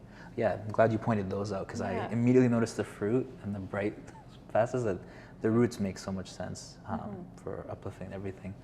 That's awesome. Yeah, and it shows that, you know, Gateway's been around for quite some years too, right? And that we're just growing more and more, which I love. And being able to support the community is so huge. Okay. No, that's we're always big proponents of community support here at RNG and the 780. I wanted to ask, and this one I kind of ask a lot of businesses, what has the community support meant to you? And how important of a role does it play? Obviously, I imagine very important role, but if you could let us know, because you said that like the organization kind of started at a volunteer basis and grew from there, and was it the community that helped kind of shift it, and has the community involvement increased or decreased since the pandemic? Yeah, the community has always been a big piece for Gateway, because we are grassroots, and we want to stay so tied to the voices of the families and the people that we're supporting. That's huge for us. A few staff members who work here also have loved ones who live with disabilities, and our board is quite diverse in its representation as well. So it's having that community representation within Gateway is really important, and being able to serve the community too. and having those voices reflected back. And yeah, COVID, we weren't able to do as much as we would like to do. We annually host like a Christmas dinner, so where we can gather everybody here together. So that was something that we weren't able to do over COVID, which was quite unfortunate, because I know there's a number of people who like that is like The go-to. the thing that they are looking forward to in the year is that, or the community barbecue that we'll do in the summer. So we're starting to get back into those. And Can we promise that it'll be here this year with all things going well? Yes? or no? cross our fingers, the Okay. Christmas dinner will be, yeah. Oh, okay, awesome. Yeah. You heard it here first, exclusive. No, that Yeah. that would be epic, and I would, yeah, I think we'd love to pull up to that, just because, yeah, I know it's been very difficult, even with other businesses, that like there's so many events that happen throughout the summer, even like Thanksgiving events, everything that couldn't be hosted, and how do you shift around that? But like the human interaction facet is such a difficult one to have almost disappear over the pandemic, and then still try to do it. Like, I know that so many places have tried like virtual, where it's like you bring your own food and everyone's on Zoom and you attempt that. Did you folks try that sort of thing, where you're like, no, it has to be in person or nothing? We did the mayor's luncheon virtually last year, so that we could still connect to keep up the momentum behind inclusive hiring.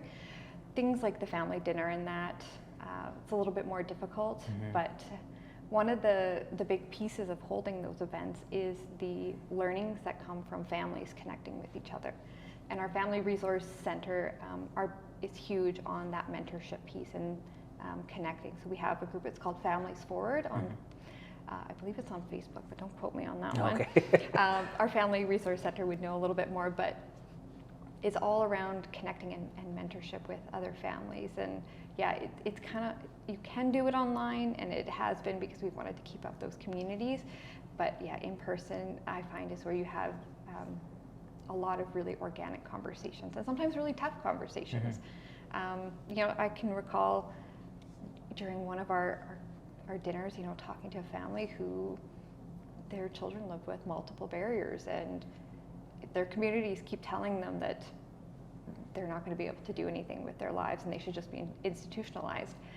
But coming into this space and being in person for that Christmas party and having those conversations, they were able to connect with other families that have gone through similar situations, and you know, now they see that they have so much more going on in their children's lives, you know, like having a job, living on their own, things like that. And those community connections are so important. And yeah, it's a little more difficult over Zoom, but you got to do what you got to do to keep it up. But yeah, looking forward to all of those things being in person again. Okay.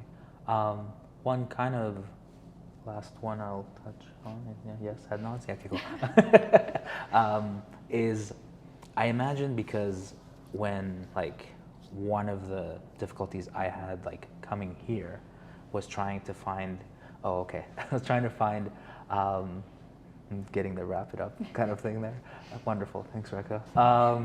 Was trying to find like a sense of community, and it was huge to me because when you get here, you just feel kind of so isolated and alone, and you're like, am I the only person who's like struggling to learn English and talk and learn the nuances? And like, boy oh boy, are the viewpoints of like kind of the Western world and not completely different, things like that. How often have you found that like when folks do come in, that seeing that they're like not the only ones facing these barriers, kind of like uplifts them, motivates them? I imagine in the scenario you gave with the Christmas party, like with them having that many barriers, seeing that there's others also facing these challenges, obviously help them out, help them see, because so many times you just feel like you're this leaf in this tree, and you have to like zoom out and see, look, there's multiple trees in this forest, you're not the only, like you don't have to go at it alone. Have you found that that's been something that's like a common? Yeah, definitely. And I think gateways become that spot for people to collect around.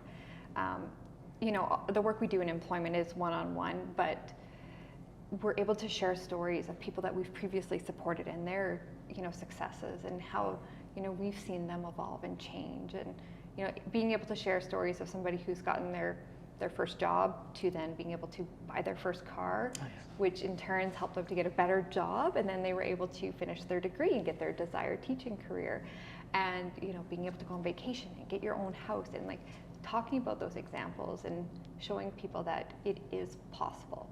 It has been super important for Gateway. And in the work we do and connecting people with each other and having those communities where people can connect around. And one of the things through the pandemic that was big is people were isolated. And people who live with disabilities are already isolated and excluded from the community in general. Unfortunately, it's just, there's not as many inclusive spaces as we would like. So one of the things that Gateway did was build an app where people can have a spot to have conversations and to be a space where people can collect. And you don't have to be based in Edmonton. You know, it means that it's an accessible space for people in rural communities where maybe they don't traditionally have the supports that they need out there. So it's a huge component, and it's great to be able to break down the impossible into the possible. Oh, I like that. That's pretty good. Yeah. Okay. So since I'm beginning to get the hook here, you've been awesome as always, Ashley. But before we head out, can you let the folks know where they can find you, kind of upcoming events? This is the plug-in Gateway section of this. Yeah. So go hard. Well, perfect that you mentioned that, because we have in Calgary, we also have an employment resource center out there, and they are looking for people. They would love to have more participants there. In Edmonton, we do have, you know, quite a number of people that are in our supports, but down in Calgary, they're trying to spread the word since our Calgary program has only been around for 2 years. So if there's anybody who's out in Calgary or that area and you're looking for employment supports and you have a disability-based barrier to employment, please get in touch with anybody from Gateway. So if you go to gatewayassociation.ca under the contact us, there's plenty of information on there and you can reach out. And yeah, otherwise we do have our phone number, if I can plug that. Oh, yeah. Of course, yeah. Why would I? It's, absolutely not. No. No phone numbers. So yeah, it's 780-454-0701 if you want to get in touch by phone, if that's easier. But yeah. What are your hours for contact, Ashley? Call anytime and leave a voicemail if we don't answer. I would say sometimes motivation to seek support and seek help can be hard to come by if you're really struggling. So I say just call anytime, leave a voicemail, or send an email to info@gatewayassociation.ca as well is another option. But yeah, reach out anytime. Perfect. No, you've been amazing as always. I'm so excited to have done this because I learned so many new things, and hopefully you did at home as well. A lot of great conversation. Rekha wants me to wrap it up, so blame her if this is too short. Just kidding. But as always, thank you for tuning in. This has been Gabby from RNG in the 780, and we'll catch you folks next time.